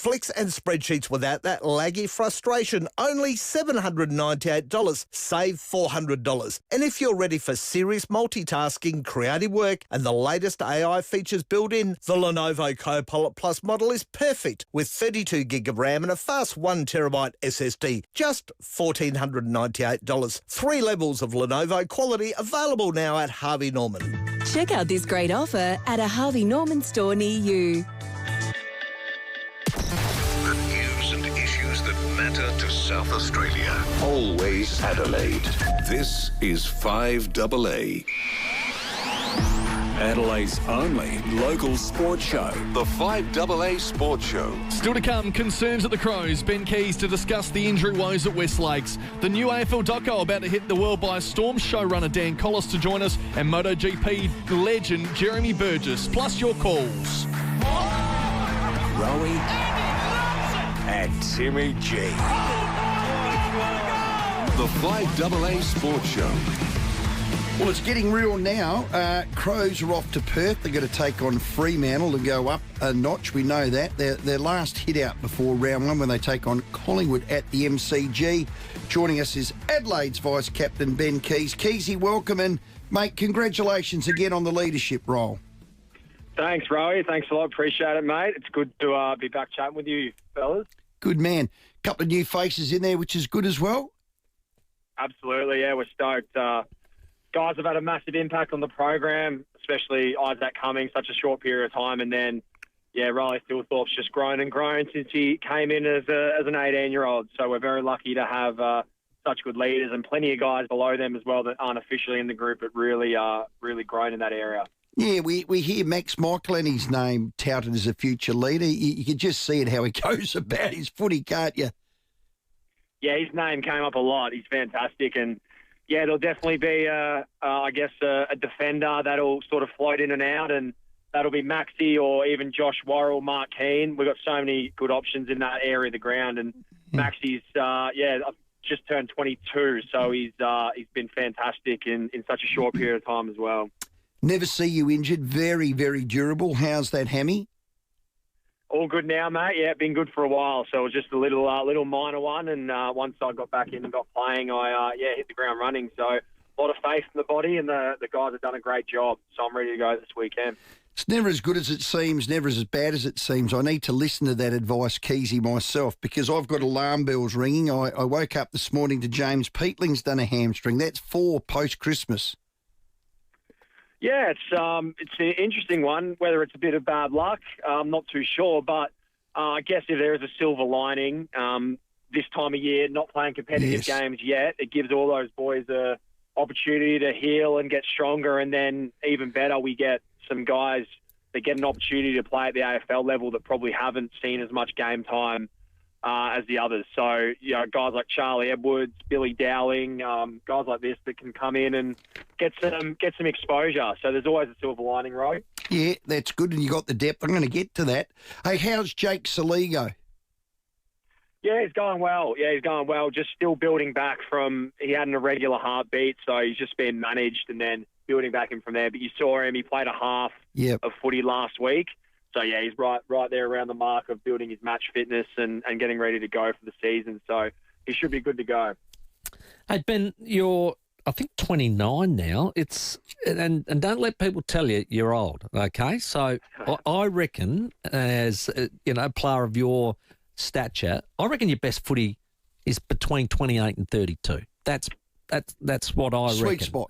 It's a sweet spot when... Unless you're Pendlebury. Well, you found your feet. You know who you are. You know your role. All the rest of it. Do you feel like last year was a good season for you? I think you're in the sweet spot for another 3-4 seasons.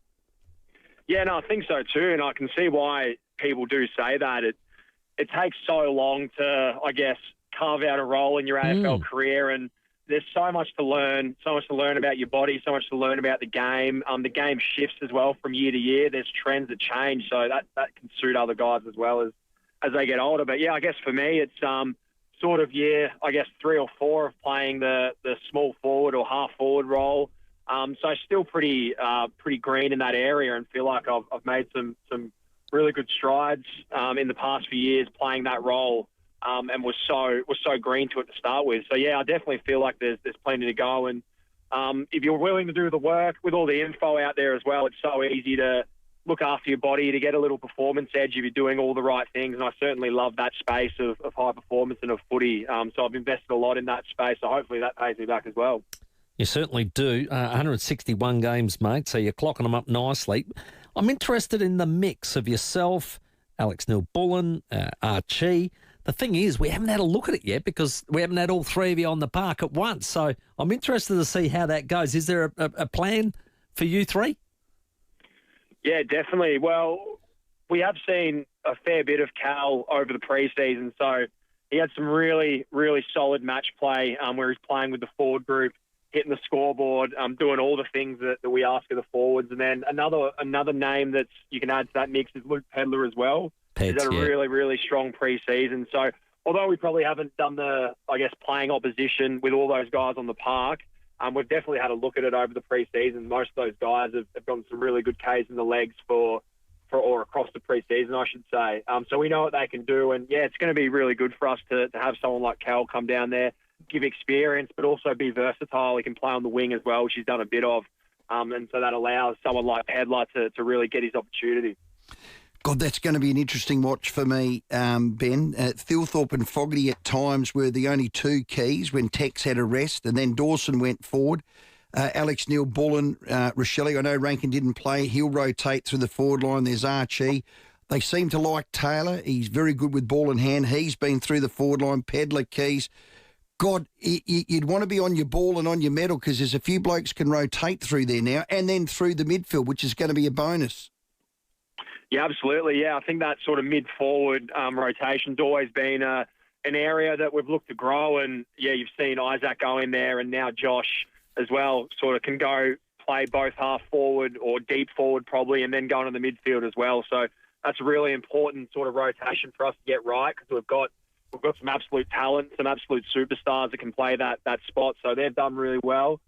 And then it's about the guys like myself, Alex Neil-Bullen, Luke Pedler, Zachy Taylor, those guys to just support them and play the sort of the higher half-forward role and really support those boys that are deep, the talls, and then also the guys that are rotating down from the midfield. So it's good. It's really exciting when you kind of name all those guys and throw them into the mix because we've got weapons everywhere and you know, it'll be someone's turn every week to pop up. But as a unit, as a collective, we're really strong as well. Yeah, so selfless. They get that from you, Keezy, which you've added to your game. You should be proud of that. There's a depth of talent as far as the list goes now, and it's going to keep everyone on their toes. Do you feel that as a player? Yeah, absolutely. That's so important, and that's why I said before it's a silver lining to actually see some of these guys at the level. Because across pre-season, there's guys that probably don't get mentioned along with the Rochelles and the Thilthorpes of the world that are just plugging away the level below and having really, really strong pre-seasons and growing their footy. So I'm excited to see some of those guys be able to grow their games and play AFL opposition because there's some that have been plugging away for 2, 3, 4 years now. And it's just about them getting the opportunity. So it's really exciting, and I feel like I've got a lot of faith in most of the list to come into the team and do a job if they have to. You mentioned earlier in the interview you love the space of elite performance and, you know, the little things, whether it be recovery or diet. Share some of that with us, Keezy, that you do that no one else does. Yes, well, I don't know where to start. There's a fair bit I've sort of invested in, but, I love my hyperbaric chambers for recovery, which is like sitting in almost like a higher oxygenated environment. I'm not really sure technically how it all works, but I absolutely love it. Get some recovery there. Got a sauna at home as well and a spa, so that's great for winter. Being a Queenslander and really feeling the chill, it's great to have that at home that keeps the body nice and loose. And then, it's just about I think the two main ones are just the diet and sleep. And, I just sort of, really enjoy that area and love it. So I try and nail the basics. And that just gives me energy every day to try and work on my game and get better as a footy player. And what about diet? Do you measure your food? Do you watch what you eat? Are you high protein? I need some tips in that area, Benny.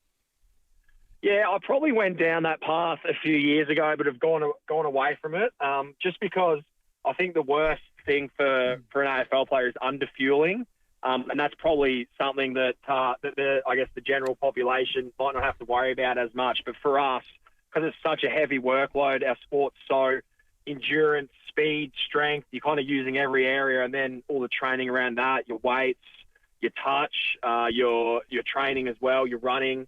So it's just about being fueled. So I don't tend to measure it as much. I'm sort of just an intuitive eater, but it's just about eating the right foods at the right time. So the right carbs when there's going to be a big session, and then sort of dialing that back when you've got a recovery day, more protein. So yeah, I could probably sit here all day, Rowey. You might have to take this off air if you're looking for tips. No, that's all right. I think he's asking for a hard tag on that, Ben. Yeah, asking for a friend, Benny. I remember reading, I can't remember the name of the athlete. You'd probably know who he is, and he's been at the highest level. We just had Steve Young on, similar to that category. And he said, I've tried everything, measuring the food, hyperbaric chambers, getting up the morning, walking, name everything. He's tried it. And the thing that he said, the two things he said is sleep, minimum 8 hours a day for an elite athlete. And if you woke up every morning and all you did was drank ice water, just a cup of ice water, that was all you did, you'd be an elite athlete. Now, I've tried that, Ben. It hasn't worked for me, but it might for you. Ice water, have you heard that one? Icy water. Yeah, that's I haven't actually heard that, but I'd obviously getting up in the morning when you're probably dehydrated and haven't had the fluids and getting that in straight away is big. But yeah, I don't mind the electrolytes as well. It's probably something I've done a lot more as the years have gone on. I never was a fan of sort of the taste of the Gatorades and that, but I've tried to add that in. And yeah, I think the sleep one is just massive. Isn't it? Absolutely love my sleep, and yeah, that's probably the biggest one. That's the biggest, I guess, performance mover out of all the recovery protocols that everyone has. Ben, a couple of things out of that trial too. I saw Thilthorpe go as a midfielder, not second ruck, midfielder. Toby Murray allowed that to happen, so that might be something. I know it's a trial, but might be something you look at during the season. Yeah, why not? He actually did it the week before in the intra club as well, and I was pretty surprised because he came and stood next to me, and I thought he was meant to come in the ruck, and he got it wrong and stood on the wrong side, so it was a bit surprising, but he's a unicorn. So anywhere where we can get the ball in his hands, I think is a real positive for us. So however we have to do that, I think we should definitely look at it, because he's a great forward. He's a good ruckman, but he probably could be an even better midfielder, which is scary. About playing him in the best spot for him. You're not wrong. Good friend of yours, Rowey O'Brien, didn't play in that main trial. I've struck up a bit of a friendship with him, Ben, coming on the show all last year.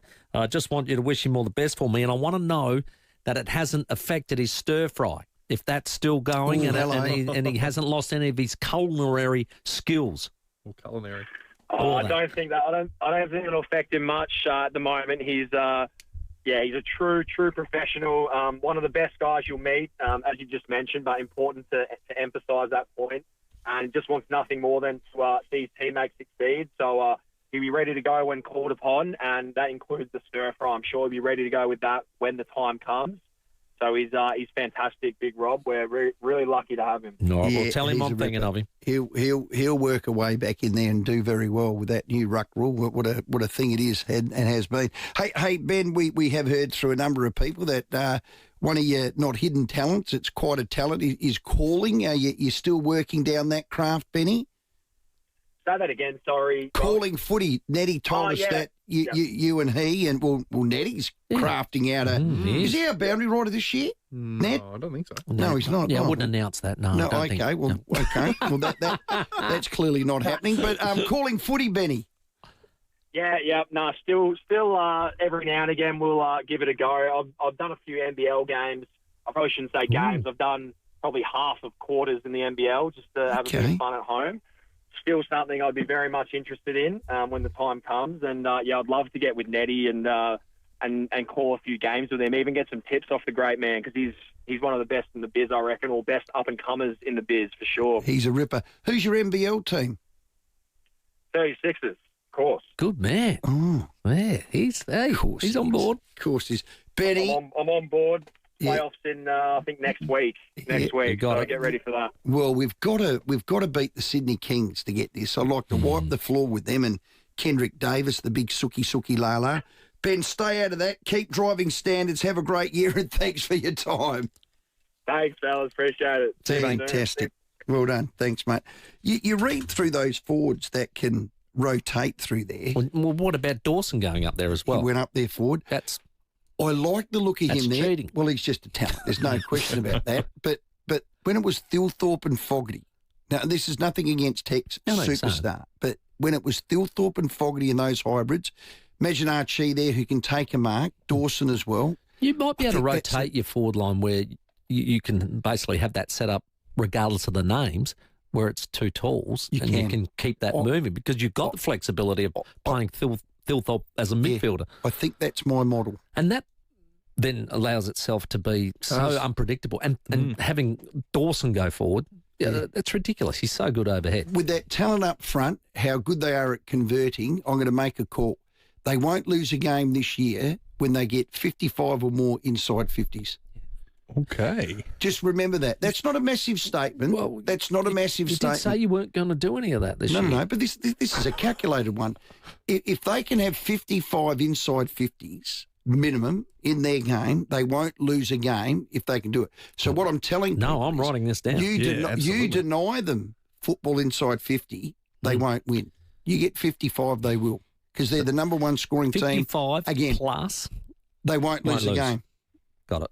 All right. I'll put that up against their stats from last year, see what that looks like. That's a very big call from you, Rowey. I like that. It's not that big a call. No, I like it. But hold me to account. It's got science behind it, and that's the point. It has got absolute science. I did say yesterday that I thought with the way we've got the last disposal out of bounds in the middle, throwing the ball up quickly in the line, that's only going to suit Adelaide because quicker that ball comes in to that forward line, the better. Do yourself some more homework, Sam, and people out there. Have a look at the inside 50s they had in the two finals. So that means the growth has to come from the midfield. So I know that if they're getting 55 inside 50s against good teams, they've got that part of their game right. Because they get it in there, they'll score. I reckon FIVEAA also might have just landed on a goldmine innovation there with press red for Ben and Ned. Yeah. Potentially one day calling footy for FIVEAA. That'd be nice. Yeah. Press red. Well, it's for Ned. Yeah. There you go. Different perspective. Like it. We'll think about that. 25 minutes after 5. Your calls very shortly. Here's traffic. Afternoon. Still got really big delays at Darlington. It's just that breakdown in the Southern Expressway near Seacombe Road. Really solid delays outbound tonight. Also pretty busy. So Donald Braber Drive heading out of the city and Hackney Road just near the Parklands. They're also super busy. Camera, Exeter Terrace, Dudley Park. Time for a family getaway. Flight Centre has a 7-night 5-star Fiji deal from just $3,189 per family. Kids stay, play and eat free. Call Flight Centre, Adelaide's most accurate traffic on 5AA. The 5AA Sports Show, Rowey and Timmy G. If you're after legendary reliability and safety, get a Toyota forklift. Yep, Toyota is still the world's #1 forklift brand, famous across just about every industry for their reliability and safety. That's the Toyota Forklift Advantage. And with great electric options and branches all over the country, find the right Toyota forklift for you at toyotamaterialhandling.com.au. Don't just get a forklift, get a Toyota forklift. This state election, it's a fit in with you thing, with more ways to vote than ever. Enrol today or check your enrolment at ecsa.sa.gov.au. Voting, it's a good thing. Authorised by M. Sherry, Electoral Commissioner, Adelaide, South Australia. Now, if you're a food service business owner or chef, you can't miss the SA Food Service Expo on Tuesday, 3rd of March, 9:30 to 5. That's at the Adelaide Entertainment Centre, proudly presented by, drumroll, the best Galipo Foods. Spot on. This is South Australia's largest food service expo. Now, you can meet directly with 120 manufacturers, sample the latest food products and order over 2,000 products with exclusive expo-only special pricing. And you're going to get deals that'll save you big money. Well, you want quality, service and price. They deliver all. So plus meet all the latest equipment and service providers on hand to benefit your business. It's a trade-only event open to any food service business in SA. Registration is essential, so please visit galipofoods.com.au/expo. So that's the SA Food Service Expo presented by Galipo Foods, Tuesday, 3rd of March, next Tuesday. It's at the Adelaide Entertainment Centre, free entry and parking, which is great. Thanks to Galipo Foods, proudly voted #1 food service distributor in Australia, the Southern Hemisphere and the world, maybe even the universe. Gentlemen, is your need to peel a time getting in the way of your social life? Caruso's Peelers to the rescue. Caruso's Peelers contains Schisandra chinensis, a fruit extract traditionally used in Chinese medicine to relieve urinary frequency, plus zinc to support prostate health. So, if your need to peel a time is getting in the way of your social life, try Caruso's Peelers today. Caruso's Peelers comes with a money-back guarantee and is available from leading pharmacies and health stores. Always read the label and follow the directions for use. You can rent a little, you can rent a lot. From Cairns to Canberra, Perth to Port Macquarie, you can rely on Red Spot to provide the perfect ride for your next holiday. We're the only Aussie family-owned and operated car rental company in airport terminals and cities all over Australia with a new fleet and 100% local Aussie service. And right now, Red Spot is giving you spot-on savings of 15% off every vehicle at every location. Book direct and save at redspot.com.au/radio. T's and C's apply. 2 days left for a life-changing moment. Are you for real?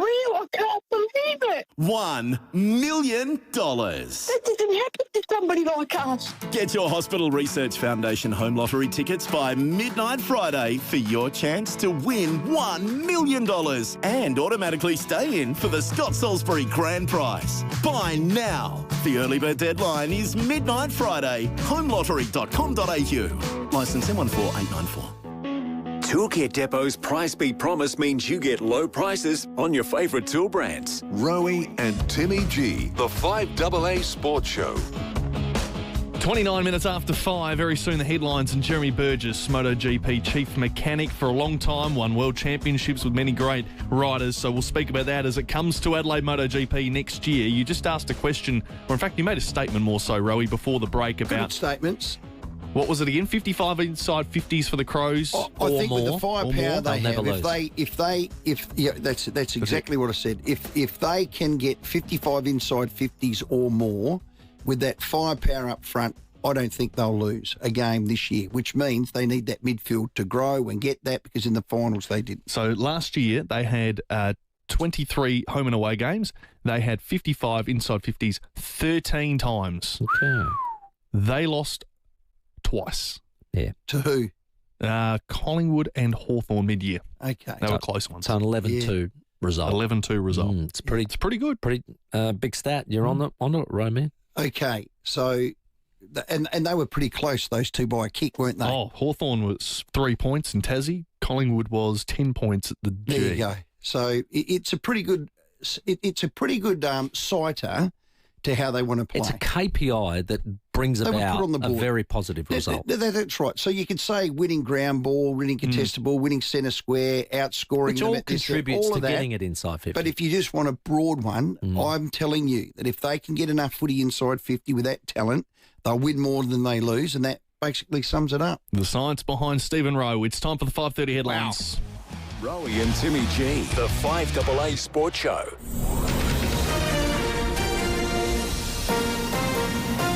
This is 5AA News. Always Adelaide. Good evening. Mel Usher with the 5:30 headlines.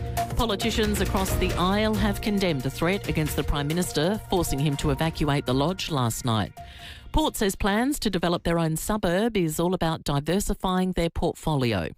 Woolworths has raked in a massive $859 million profit over the past 6 months, a jump of more than 16%. And in sport, Geelong play a practice match against Carlton tonight. Now checking 5AA traffic. G'day there at Darlington. A breakdown with solid delays on the Southern Expressway near Seacombe Road. Making that worse too is a crash at St Mary's. It's on Ailif's Road as you're going down the hill towards South Road. Big delays there. And Hope Valley, another bingle. Tolly Road near Green Junction Road. Got fluid on the road there too. Sane has helped people navigate complex mental health for 40 years. If you or someone you care for needs free information, recovery support or community connection, visit sane.org today.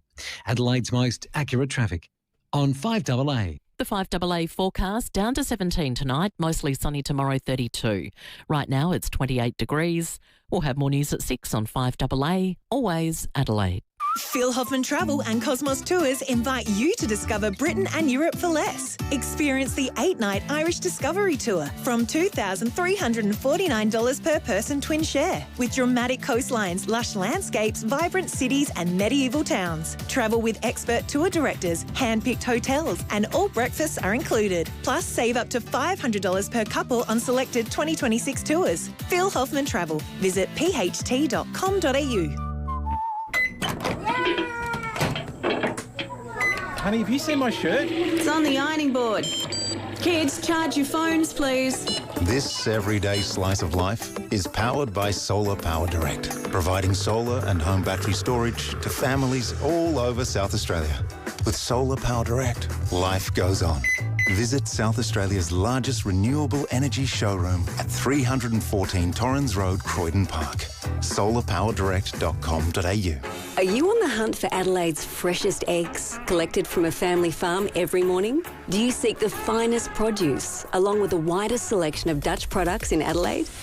Your search ends here, at the Fresh Egg Shop in Clemzig. Discover a bounty of free-range chicken, duck and quail eggs, alongside an array of other hearty local offerings, such as boiler chickens, KI honey, almonds, homemade jam and biscuits.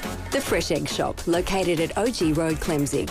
Just look for the giant egg. Living with diabetes? Ditch finger pricks with Freestyle Libre.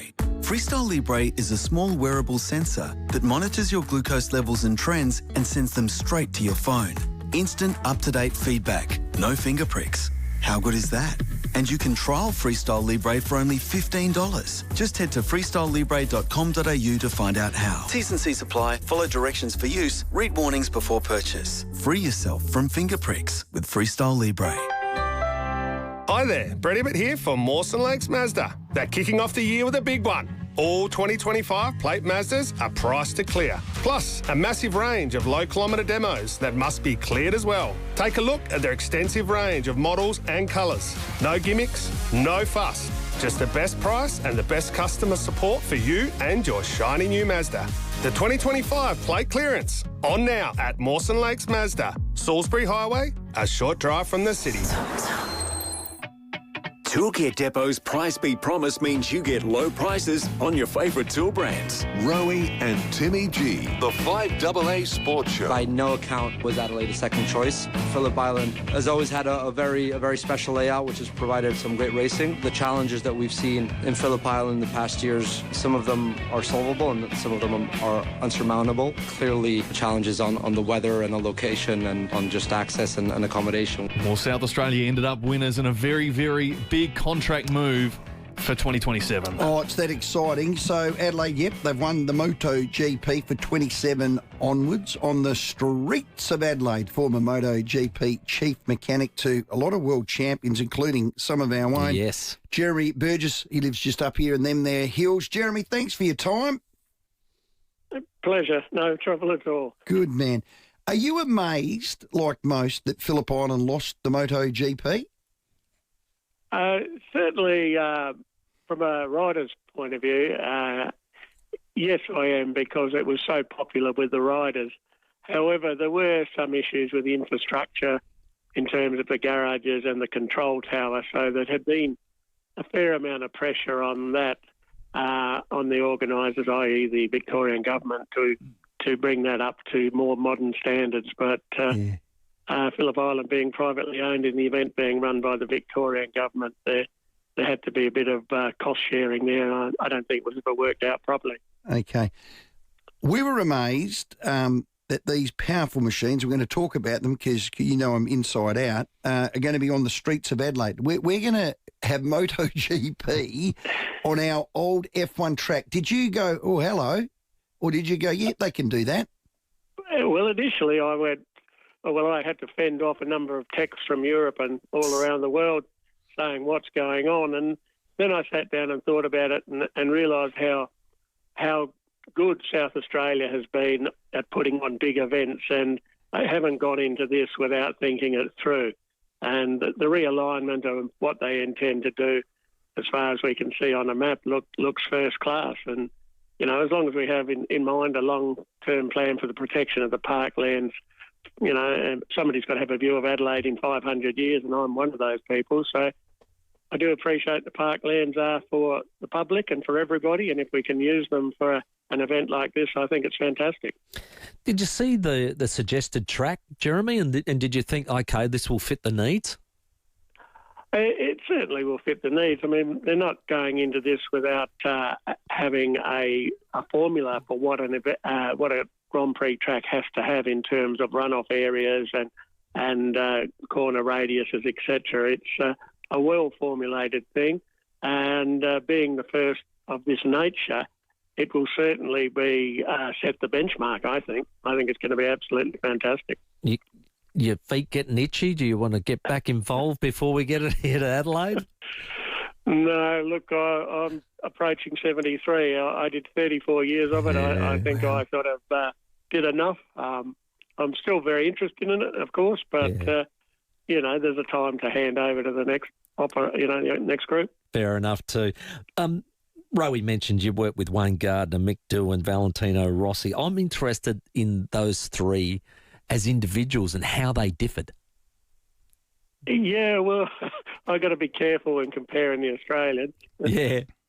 But certainly, I've always said with Mick and Valentino, if I wanted one guy riding one lap for my life, it'd be Mick Doohan. Wow. He was absolutely brilliant on the one lap.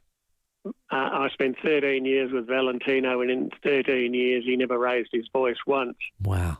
We achieved a lot together, all of us, and Wayne's first championship, first for an Australian in the Premier class, brought a lot to Australia. It brought us the revamp of Phillip Island. Also, when the tobacco ban hit in Victoria, we ended up having Eastern Creek built. So, I point out to my car people that, we've got two circuits in Australia, which you can thank Wayne Gardner for.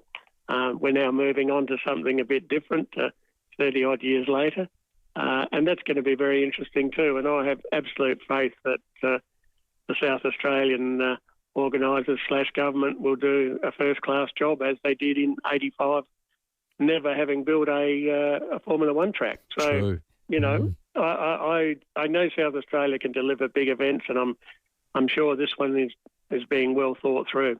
I'm sure it is. The other way we were amazed, Dr. Sam Shaheen picked up the team from Spain for this, for the MotoGP and the announcement, and we're all thinking, well, it'll be out at the bend. That bend is purpose-built for MotoGP, Jeremy. We're amazed it didn't end up out there. What do you think of that track? Oh, the track is fantastic. It's absolutely first class.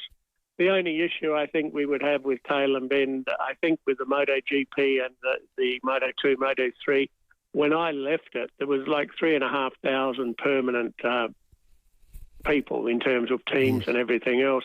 So to actually give those people accommodation close enough to the circuit would have been very difficult, because I know even with the car race out there, the V8s, that we have people staying in Harndorf here, which is 40 minutes each way. And that's a much smaller operating group than you would need for a MotoGP event. So at some point in the future, who knows? But I don't think we could get a better place for it than in the parklands, where the access is good. People can come in from all directions on buses and cars and park in the streets, and you have no issues with traffic. I mean, that's what I love so much about the big events in Adelaide. You've just got so much access. Yeah. Former MotoGP chief mechanic, he's our very own Jeremy Burgess, lives in the Adelaide Hills. So a Suzuki, a Honda, a Yamaha, a Kawasaki. What are you, Jeremy? Well, I finished up with Yamaha in the end, but they all make good products, even Ducati. Yeah. Well, what is it about the Japanese with their technology and how they do these things? They're just amazing, aren't they? Yeah, well, I mean, when you get down to the nitty-gritty of it, I mean, they're in the business of selling motorcycles. Racing is something they do. Yes. They like to be able to use the racing to develop, whether it's just concepts for the sell the bike in appearance, with the wings on the cowlings these days. It all comes out of racing. So, they get, like anything, if you put it out there in the public and you compete and you have interest, people follow. People get interested themselves. It's massive momentum to that. And sales of motorcycles are extremely important to motorcycle manufacturers. Very true. Jeremy, I read something. I just want you to clarify. Is it true that Valentino Rossi was given the opportunity to go to Honda, but he said to Honda, I'm not doing it unless you have Jeremy as the head man? Now, is that true? Like, you were thinking about quitting? Is that right? There was all sorts of stories that the press will pick up. But I'd finished with Mick, and Mick had retired, and Valentino was coming. And initially I was going to be we ended up in a satellite team anyway with factory bikes, which was wonderful. But had I known that Valentino had said that, I would have asked for a lot more money. Oh, no, you missed the boat there, Jeremy. Yeah, so I probably missed out on 100 grand or 50 grand or something. So, not fair. I wasn't thinking about quitting. That story was written by somebody and has been picked up by a lot of people since. Yeah. As a lot of stuff does get sort of attributed to you in one way or the other when you're a sporting person or somebody in the press. Bit of mayonnaise on it, it's an easy thing. There's been a lot of injuries around with Mick, but, I'd been there at that stage 20 years. So people were probably thinking, it's time to, give JB a task that he can't manage or get rid of him or something like that. So, no, I'm sure they didn't. No, well, I stayed around another 14 years. So, so he's all right. So, Jeremy, how important is it the rider when you're setting the bike up to be able to communicate to you what he wants? How close do you have to work with Mick and Valentino and Wayne? I think it's very closely, and they all explain what's a problem for one rider may not be a problem for the other. But I was lucky enough to work with what I considered intelligent people. And they would say to me the biggest problem first, whereas having worked part-time with some Japanese riders, they would give you a list of things and you go, well, which is your biggest problem? And, the guys who want to get on with the job know what's slowing them down. So they will say that, and then we adjust the bike to suit. So keeping it simple never hurts. Oh, Jeremy, how talented are they? How brave are they? 300-odd kilometres an hour. I mean, you wouldn't want a Gundi on the road because over you go. God, they must be brave. Yeah, I mean, the speeds at Phillip Island were sort of heading up around 350 and over 350. Wow. And an extremely fast turn one, which made for a wonderfully exciting racetrack. And it was a very, very good racetrack for the spectators visual-wise. You could see most of the circuit. And there were flowing corners which created very good racing. So if you lost a little bit on the entry, you might pick it up on the exit. But bravery, they don't start out going at 350. They start out going at 25 when they're 5 years old. So they've been doing it their whole lives. Something that comes quite naturally to them, Yeah. Do you still get on a two-wheeler and fang it around the streets of Adelaide and up there in the hills, Jeremy? Or no, mate.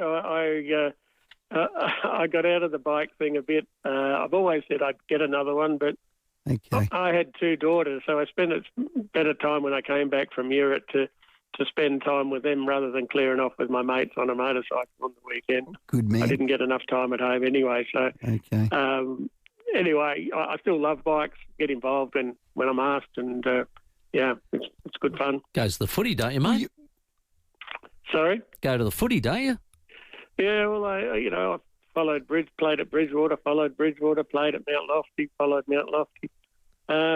But don't go to the Crows matches as much as I'd like, but that's the way it is, Still certainly watch them all on the telly. Well, I could tell the minute we spoke to you, Jeremy, that you'd be a Crows man. I could see the intelligence coming out. Well, I knew this would come out, Rowey, because...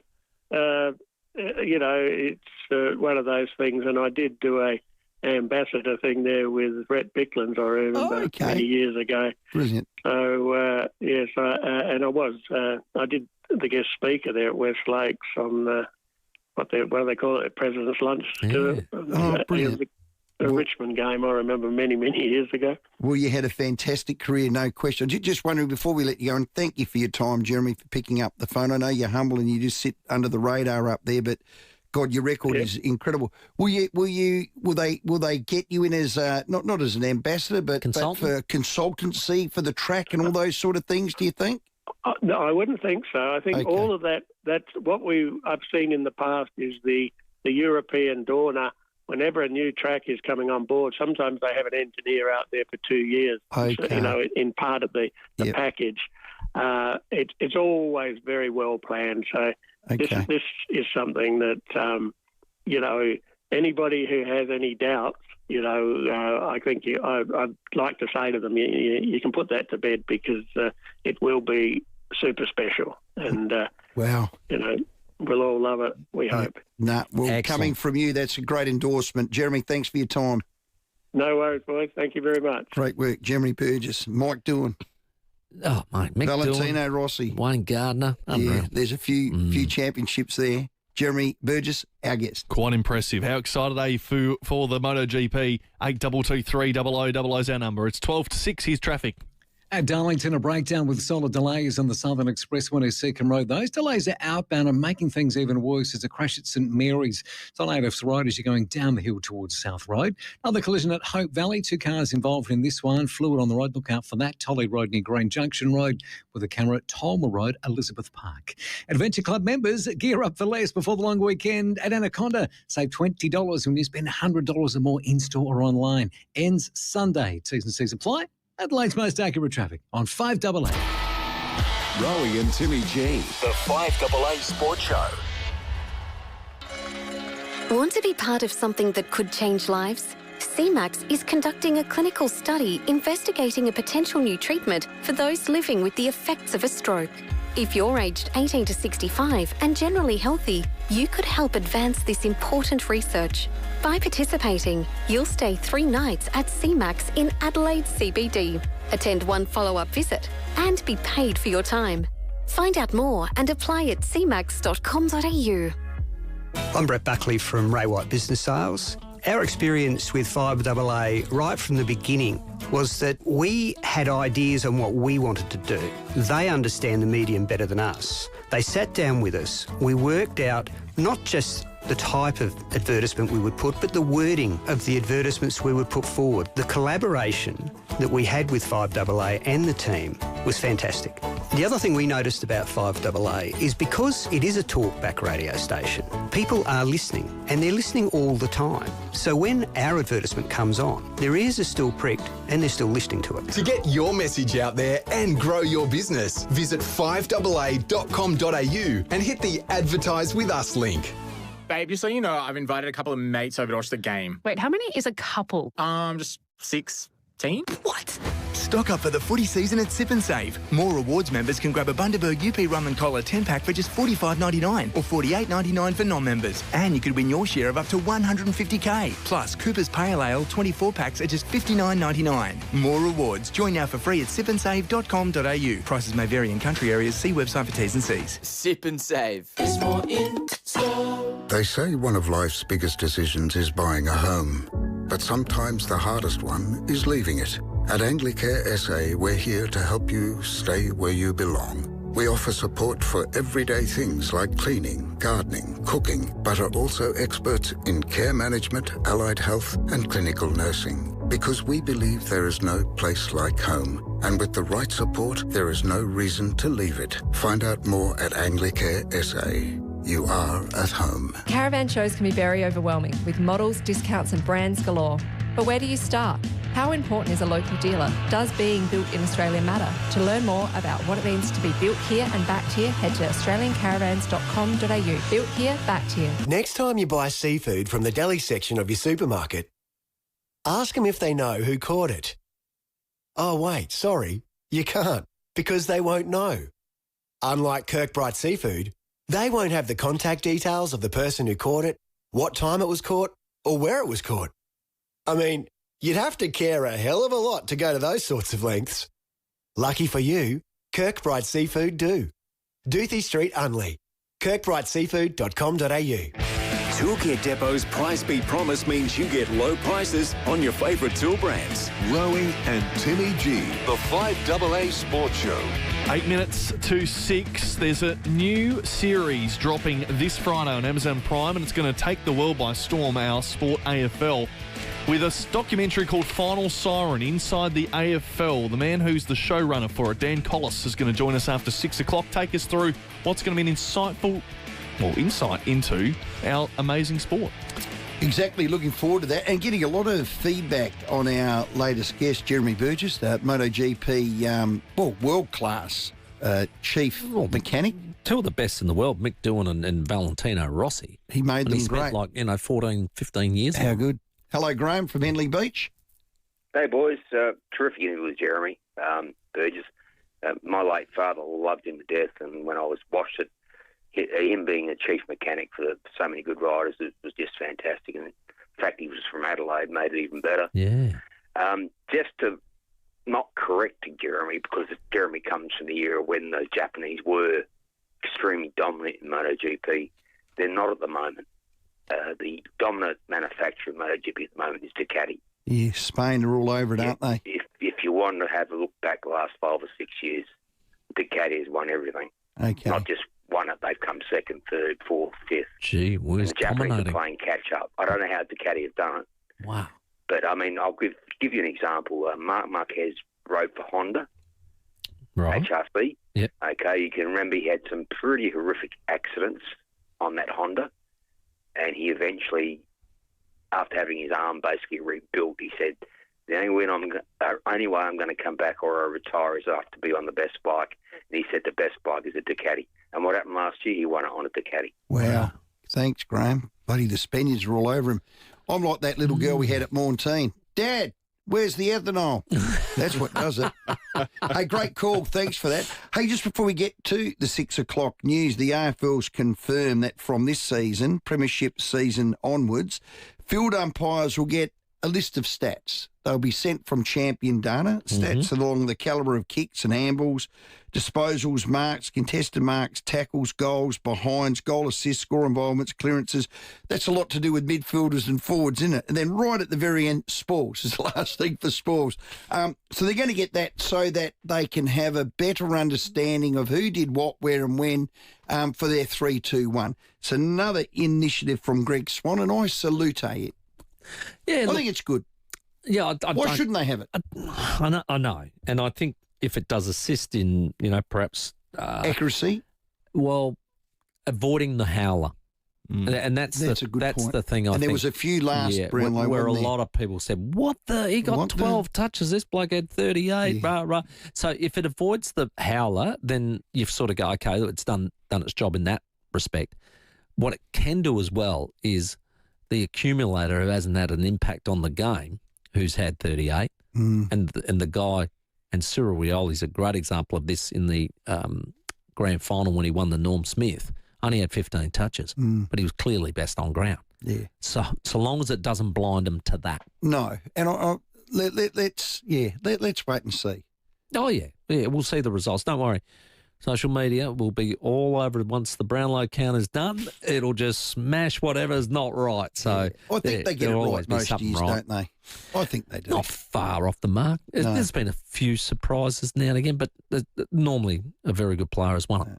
Greg Swan again. Yeah, he's on fire. Swoops in, does a good job. Oh, as does our pardon the pun. text. Yeah, well, as does our texter here saying Ducati is Italian, not Spanish. He's right. No, well, he Bologna, is, but the Spaniards are winning on the Ducatis. Oh. Have a look at the last Yeah, one. I can't argue with bloody unbelievable. I'm not arguing with either or either. No. That's why I stayed out of it. I knew Ducati was Italian. You big juniper head. All right, let's get to the news. The 5AA Sports Show, Rowey and Timmy G.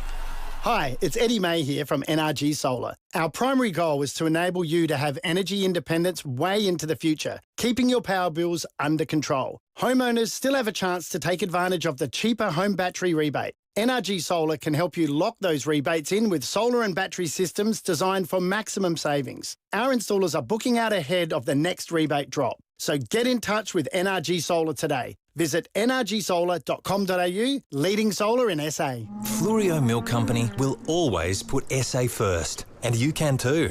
When you reach for milk, reach for Fluorio Milk Company products and support our dairy farmers and their families. We guarantee that all our milk is 100% South Australian and it's always fresh. We have over 24 refrigerated trucks shipping Fluorio milk to cafes, restaurants and supermarkets all over SA. Look for the local in your supermarket. Fluorio Milk Company. We're for SA dairy farmers. Now, what you're about to hear is life-changing. You could win $1 million instant cash. Oh, yes. Just get your tickets for the Hospital Research Foundation Home Lottery by midnight this Friday to automatically enter the early bird draw for $1 million.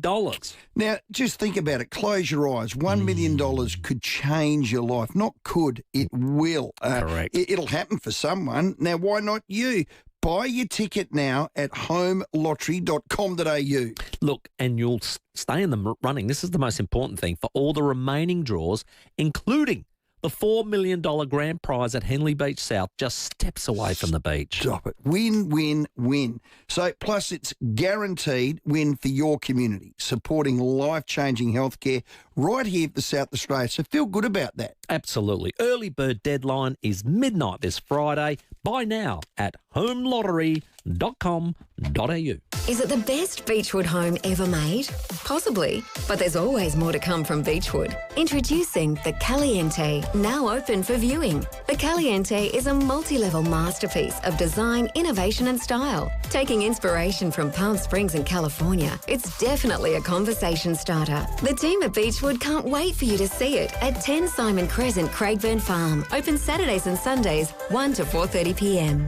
Life's good. It's even better in a Beechwood home. Hungry? Subway's got you covered. Order a Subway 6-inch value range sub for just $7 on the Subway app. The Subway 6-inch value range. Big flavour, great value. Order now on the Subway app. Available at participating restaurants. Hi, Brett Ebert here for Mawson Lakes Mazda. There's a lot to like about Mawson Lakes Mazda. They'll take care of you with next day servicing, complimentary loan car, vacuum and wash. And your breakfast or lunch is on them. Your car gets the love too with their state-of-the-art service centre, brimming with top-trained mechanics. At Mawson Lakes Mazda, they'll look after your car and look after you. Mawson Lakes Mazda, just a short drive from the city. Experience the GAN in 2027 on a brand new northbound adventure with Journey Beyond and Phil Hoffman Travel. Enjoy 4 days of all-inclusive style and off-train experiences through the heart of Australia, including the iconic Flinders Ranges, Red Centre and Tropical North. From $3,390 per person Gold Twin. Save up to $500 per person. Phil Hoffman Travel. Visit pht.com.au. Informing Adelaide for 50 years. This is 5AA News. Always Adelaide. Down to 17 tonight, mostly sunny tomorrow, 32. With the 6 o'clock news, good evening, I'm Mel Usher. Politicians across all parties have condemned a threat against the Prime Minister, forcing him to evacuate the lodge last night. Anthony Albanese left his official Canberra residence for 3 hours after receiving emails falsely claiming explosives had been placed around the property. One Nation has been blamed for exacerbating social tensions, but party leader Pauline Hanson says this sort of behaviour has no place in a democracy. Violence is not the way to go. Let's work towards, a country that we feel safe in, and let's get members of parliament that are prepared to speak up and represent you, but you do that at the ballot box. John Setka has been arrested and charged as part of an investigation into allegedly threatening and harassing emails sent to a CFMEU administrator last year. The 61-year-old former construction union boss is accused of using a carriage service to harass and commit an indictable offence whilst on bail. Police are continuing to investigate 2 indecent assaults in the Norwood Toorak Gardens area on Friday night. 2 different women were approached by an unknown man while out walking. He fled on foot. They weren't physically injured. Police believe the same man was involved. He's described as tall, bald or with thinning hair and was wearing an olive T-shirt and black shorts. Detectives have today released CCTV footage of the suspect and his red hatchback. Donald Trump delivered his State of the Union address today, declaring the golden age of America is back. The president declaring under his leadership he's overseen a turnaround for the ages and the economy is roaring, the military is stacked and America's enemies are scared. He was defiant on global tariffs and called out the Democrats over ICE. Who blocked the removal of criminal aliens, in many cases drug lords, murderers all over our country. They're blocking the removal of these people out of our country, and you should be ashamed of yourself. Almost 10% of Australians are owed money, according to a new survey. Consumer finance expert Joel Gibson says people need to set clear conditions when lending money to family or friends. It does cause problems. People, when they ask friends and family for a loan, are often quite desperate. Maybe they don't have other sources where they could ask for finance, or they're sort of taking advantage of the relationship. When we borrow from a friend or family, we sort of put the onus on the borrower to do the right thing, and we feel awkward about asking them to pay that money back. So we sort of wait for them to volunteer it. Now turning to 5AA sport, and Crow Jake Saligo won't play Fremantle in their pre-season game on Saturday. He's working through an irregular heartbeat, which has seen his training loads managed.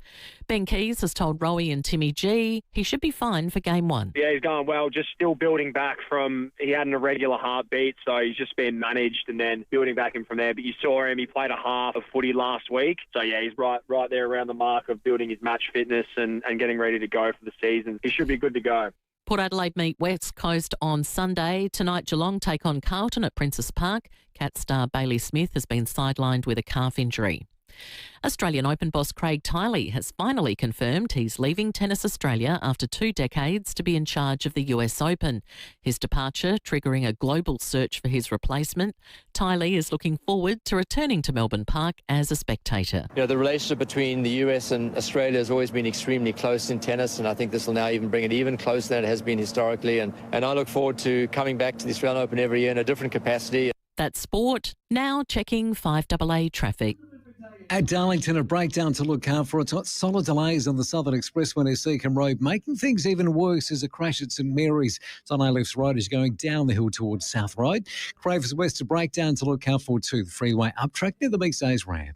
Australia's biggest Keno jackpot is yours for the taking. Your $40 million moment could be just 3 minutes away. Download the Keno Go app and play for your chance to win.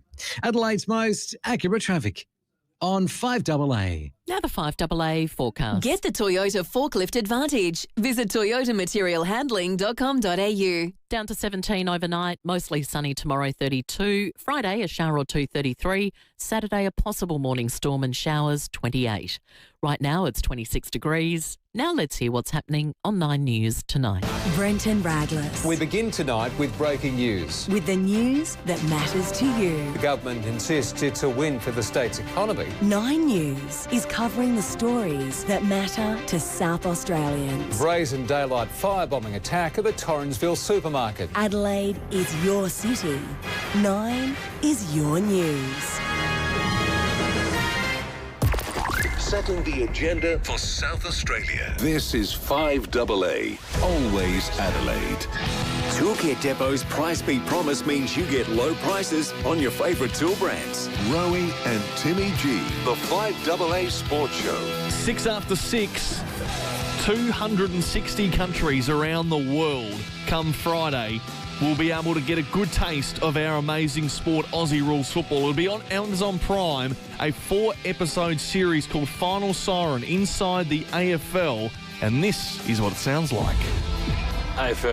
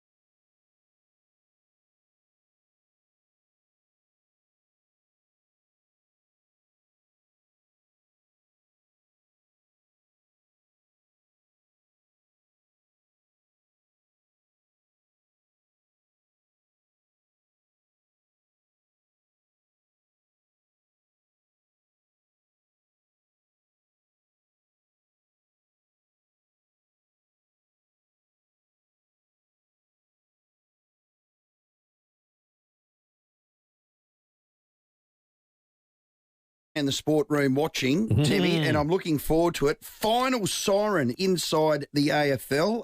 It's a 4-part series. Premieres the 27th of Feb. It will be on Prime Video. Showrunner is Dan Collis, joins us now. Dan, thanks for your time. No worries. Lovely to be here. Tell us about Final Siren. Well, I think the place to start with it is that box-to-box films, who I think, changed the game in sports docu-series with Drive to Survive. Correct. Basically, Paul Martin, the owner and creator of Drive, basically handpicked AFL footy as I guess a real trial to take the box-to-box storytelling outside of Europe and the States. So it really starts all there with the box-to-box sort of style of character-first sort of storytelling. So, I think we've created something that an Australian audience hasn't seen before, and I'm really excited to see what the takeaway is. Yeah, just in short, you follow 7 of the games. Well, let's call them the biggest names: the Bont, Fife, Maxi Gawn, Toby Green. I'm looking forward to that. Took Miller, Cam Rayner, and Dane Zorko. Now, Brisbane had a premiership year. I look at the mix of those players, unbelievable. No South Australians, Dan. I know. We were chatting to the Crows. I had a dialogue with Shutters through the Crows, and they were really interested. We just couldn't line it up and make it work. So it wasn't the lack of trying, but as I said, it's character first. It's about footballers, not football. So we were kind of almost team agnostic. It was about who are the names, who are the characters that if you're not seeing one of your players from the team you support, who would you like to find out more about? So I think, as you sort of said, it's just hearing those 7 names back. I think we've done really well. Excellent. There's 7 really fascinating, very different stories there. Dan, what surprised you when you were making it? Now, there was no surprise to any of us about Toby's on-field behaviour, but there was a few surprises off of it for me, but also the Nat Fife one with the injuries that he's actually copped during his career, that really shocked me. But what surprised you? I think Marcus, he genuinely has an aura, and I've been in this game for 25 years and interviewed Hollywood stars, but Marcus has a real aura about him. So that was a really cool thing to see, that this brand bomb that is talked about is a very real and tangible thing when you kind of spend time with him. Toby is the most engaged family man, such a doting father. And so that was not necessarily a surprise, but that juxtaposition to the villain sort of Toby character we all know on field compared to the off field. Nat, I think everyone knows, Nat's such a complex, deep thinking, kind of interesting guy, but just to really getting to know him and see what he went through. Max Gawn is one of the most entertaining people to sit and talk to and spend time with, and he is nothing if not consistent. Even in a moment of complete crisis, he doesn't waver from being the character he is. Took Miller was really fascinating to see with Took about the influence his parents have had. Very different sort of parents, and both kind of the combination that they've both brought to him, and watching him through the biggest ever year in the Gold Coast Footy Club history. And then with the Lions, we were really, you need a bit of luck sometimes with these projects. We picked that horse, and to see them go through and to see Dane, probably my biggest learning with Dane is his metrics. He's an absolute legend of not just the Lions, but of the competition. And I think probably because of some of his acts on field, he's remembered more for that than what his football kind of achievements. And then Cam Rayner it was really interesting to do a younger guy, a guy that just about to hit to the prime of his career and probably heading to that superstardom to, where those other guys already sit. You said it had more of a direct Aussie target there. Is this an experiment to sort of then maybe do some more and take that internationally, or are we going to just send this to as many countries as possible now? Yeah, clearly the primary audience has to be, the core footy audience, but I think box to box really saw a universality in the storytelling and the egalitarianness of our superstar characters. There's, some pretty universal stories there. They're very relatable compared to maybe absolute apex superstars in other international sports. Amazon and Box to Box are really bullish about this being of real appeal internationally. So, and then, the hope is Box to Box, we don't go into anything unless we, want to do multiple series. Drives in an 8th series. So definitely the the hope would be it's a success and we come back and do it again next year. I love Drive to Survive. It's certainly not that it needed to be put on the map, F1, but it opened up new fans and new markets, and I'm hoping Final Siren maybe be able to do that with the same impact. What I did like about Drive to Survive is it did the drivers, the owners, the mechanics, the team director. It got into the tool shed. It got into the boardroom decisions. It got into the garage. It just, and then there were characters that you thought, wow, how good is this? Was that what Final Siren was trying to do? Have you got inside the clubs? Have you spoken to any of the coaches and teammates? Have you been able to get that out, Dan? I'd first say I think Drive to Survive's pretty high bar, so I totally agree with everything you're saying. And as I said, it sort of, revolutionised how these sports stocks are made. We cherry-picked, some of the key pillars of Drive, which is really focusing on the character, and the sport is almost secondary. So I really feel we did that. And where we probably lent into is really the private lives outside, the family lives, the lives outside of the club, and how what happens on the field, how that impacts the family life, and then also the reverse of that, of then how the family life, things that happen at home, how that then flows through to the game. So we really lent into that. In saying that, we've got great access with teammates and coaches behind the scenes. But I do think, one of the fresh sort of takes I think we've got is really learning about Nat's girlfriend Bridget, or Toby's wife Georgia, Nat's old man. I feel they become as important as an ensemble cast as teammates and coaches. Dan Collis, our guest. Final Siren premieres 27th of Feb. That's this Friday, Prime Video. I tear to do it. We watched the trailer and we've had a couple of teasers. Sounds like, and from what I saw, you got the authentic moments you were after, Dan, from the players. I mean, we were up front with them at the start that, clearly most people want to chat when you say the makers of Drive to Survive wanting to make a doco on you. Correct. But we were up front to say that, if you put your hand up for this has to be a good, the bad, the ugly. This needs to be authentic and real. And I think once we'd had those discussions and the players bought in, I can't speak highly enough of them and the club supporting them and their families, that we felt, never once were we told, no, actually today's not a good day because I've just been belted by 10 goals, so I don't want to do this. They were professional and committed to the end, and I think, we bear the fruits of their kind of professionalism. Of once they said they were going to be involved, they were all in.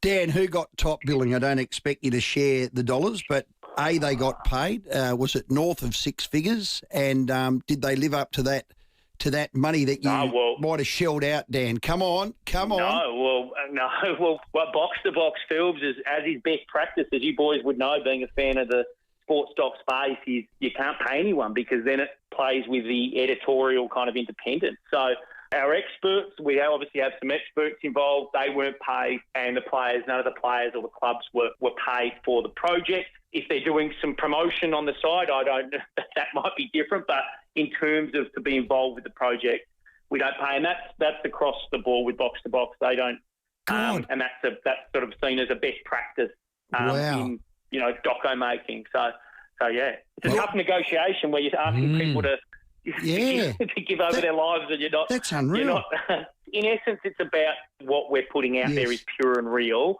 Excellent. And people aren't being. It's not cash for comment. In essence, well done. Is the thinking behind it.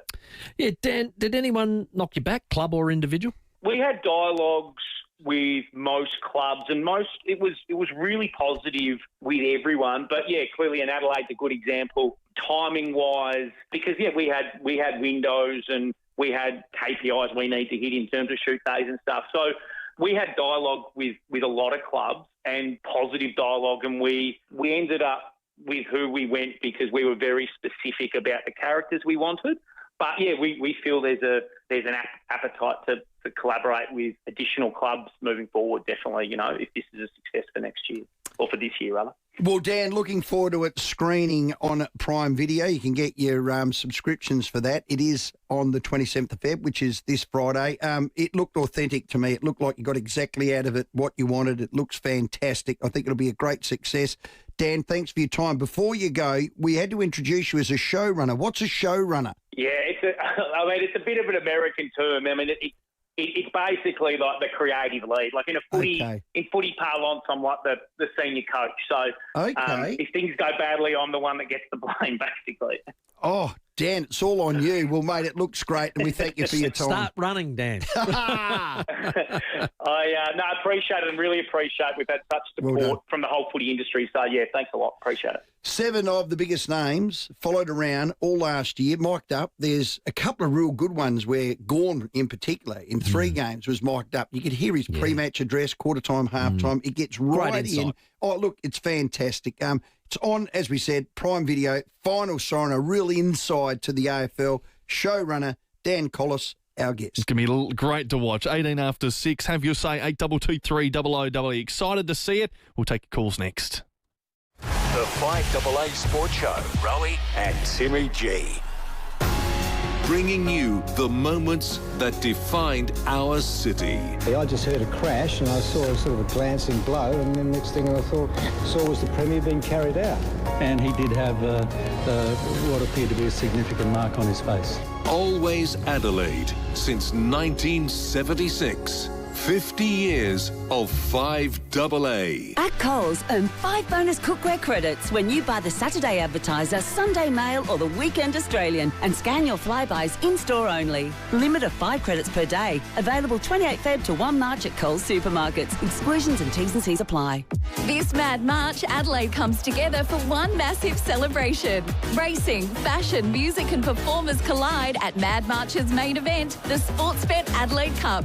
From champagne pours and front row views to Club Largo, CC Giddy Up Club and family's own fun. Kids under 17 free. Trackside after racing, Shannon Knoll and the Jungle Giants DJ set. General admission from $35. Sportsbet Adelaide Cup, Monday, March 9 at Morfettville. You can rent a little, you can rent a lot. Business too small to be noticed by those global car rental companies? Well, you can rely on Red Spot to look after you. We love renting to small businesses because we used to be one. We're the only Aussie family-owned car rental company in airport terminals and cities across Australia. And right now, Red Spot is giving you spot-on savings of 15% off every vehicle at every location. Book direct and save at redspot.com.au/radio. T's and C's apply. Red Spot. Frank, let's talk about your feelings at work.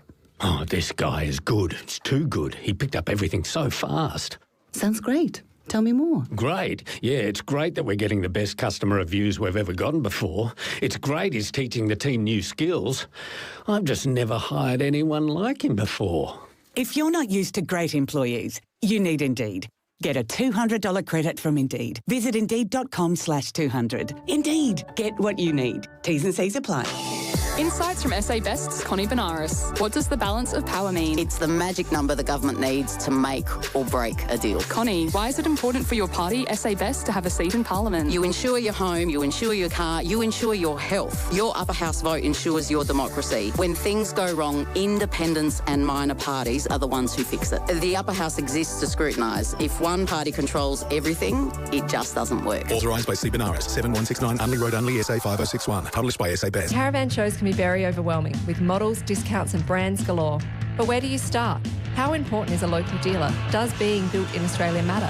To learn more about what it means to be built here and backed here, head to australiancaravans.com.au. Built here, backed here. There's a place in Adelaide many people don't know about, and it's extraordinary. FIVEAA House at David Roche Gallery is home to over 3,000 exquisite works of art from Europe's finest 18th and 19th century makers. From gilded furniture and porcelain to sculpture and rare decorative art, every room of FIVEAA House tells a fascinating story. Located in North Adelaide and open to everyone to enjoy. Discover one of South Australia's hidden treasures. Find out more at rochegallery.com.au.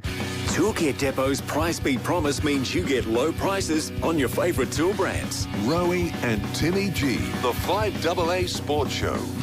A little bit of error keeps things interesting. A few anomalies here and there maybe is not the worst thing, but yeah, some of those big omissions, it would be helpful to take the pressure off the umpires in those situations. There is a Brownlow medalist, Nat Fyfe, speaking about the changes to the Brownlow medal voting with now stats introduced for umpires post-match. Was that pretty much what I was saying, just to avoid the howler? Yep. So we want. Yeah, and he's a two-time. And he is a two-time and well-deserved. That was one thing in that Prime documentary. that we just heard about, the final siren, was when we were privy to it, obviously early because we needed to promote it. I couldn't believe how many injuries and operations he had.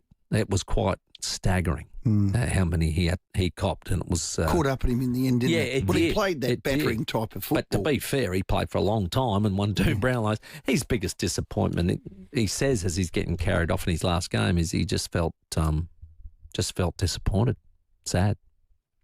Never got the flag. Oh, of course he would. Of course he would. When you get to that level, that's all you want. From that to leadership groups, the Crows have got a bigger leadership group this year. We know that Dawson's the captain again, and one bloke that's coming up, and a lot of people are saying could be the next captain for the Crows, is this young fella, Max Michelani. I don't know what I've done to Tex Walker for him to be so nice towards me, but ever since I stepped foot into the club, you know, he's kind of mentored me and looked after me, and he's been an outstanding leader for me, so I definitely owe him a lot, and super grateful for him speaking so highly of me.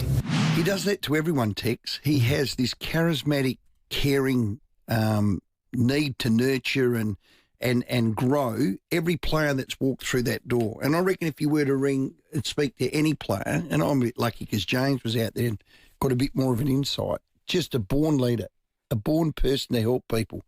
It's a good talent, isn't it? Yeah, absolutely. So 7 though? You happy with 7? 7 what? Leaders. No, I said that before.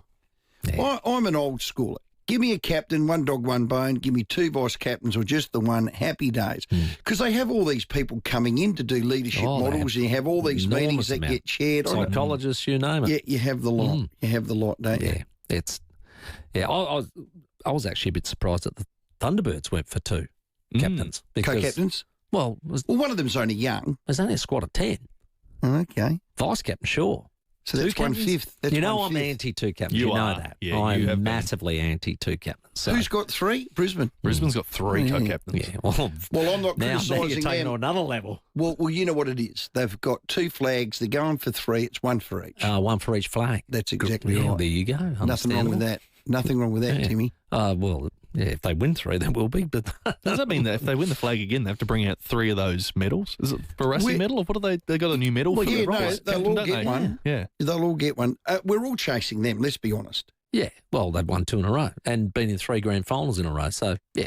We're all chasing They set the them. benchmark. It's who can, and again, watching the Prime special, Final Siren, watching the build-up in the final series, watching them go to work and their guys come up to the level. It was phenomenal. And you go, him again. Their younger players are X factors. Loman, the Ashcrofts. Yeah, Morris. It's just like, whoa. They got another group. They got another group at the young end, let alone the old end. And they've added Oscar Allen. Yeah. We're all chasing the Lions. It's not great, is it, when you think about that? And they're probably academy picks that are coming through and the like. Well, did you see the Gold Coast when we spoke to Richie Douglas? Yeah. 5 of their 6 draftees were academy picks. Yeah. And they're going to be good. Don't tell me that's not an unfair advantage. It's what it did. It did, and Callum Mills was right. They weren't in football state, so they had to try and get something happening, and he's right. Well, have an academy, but don't get 1st, 2nd, 3rd, 4th, 5th pick What of the them. AFL have allowed now is just... They get to cherry pick them. And it's... Let us cherry pick ours. It's gone past the quality mark. It's actually gone to inequality, which is a challenge. All right, just before we go to the break...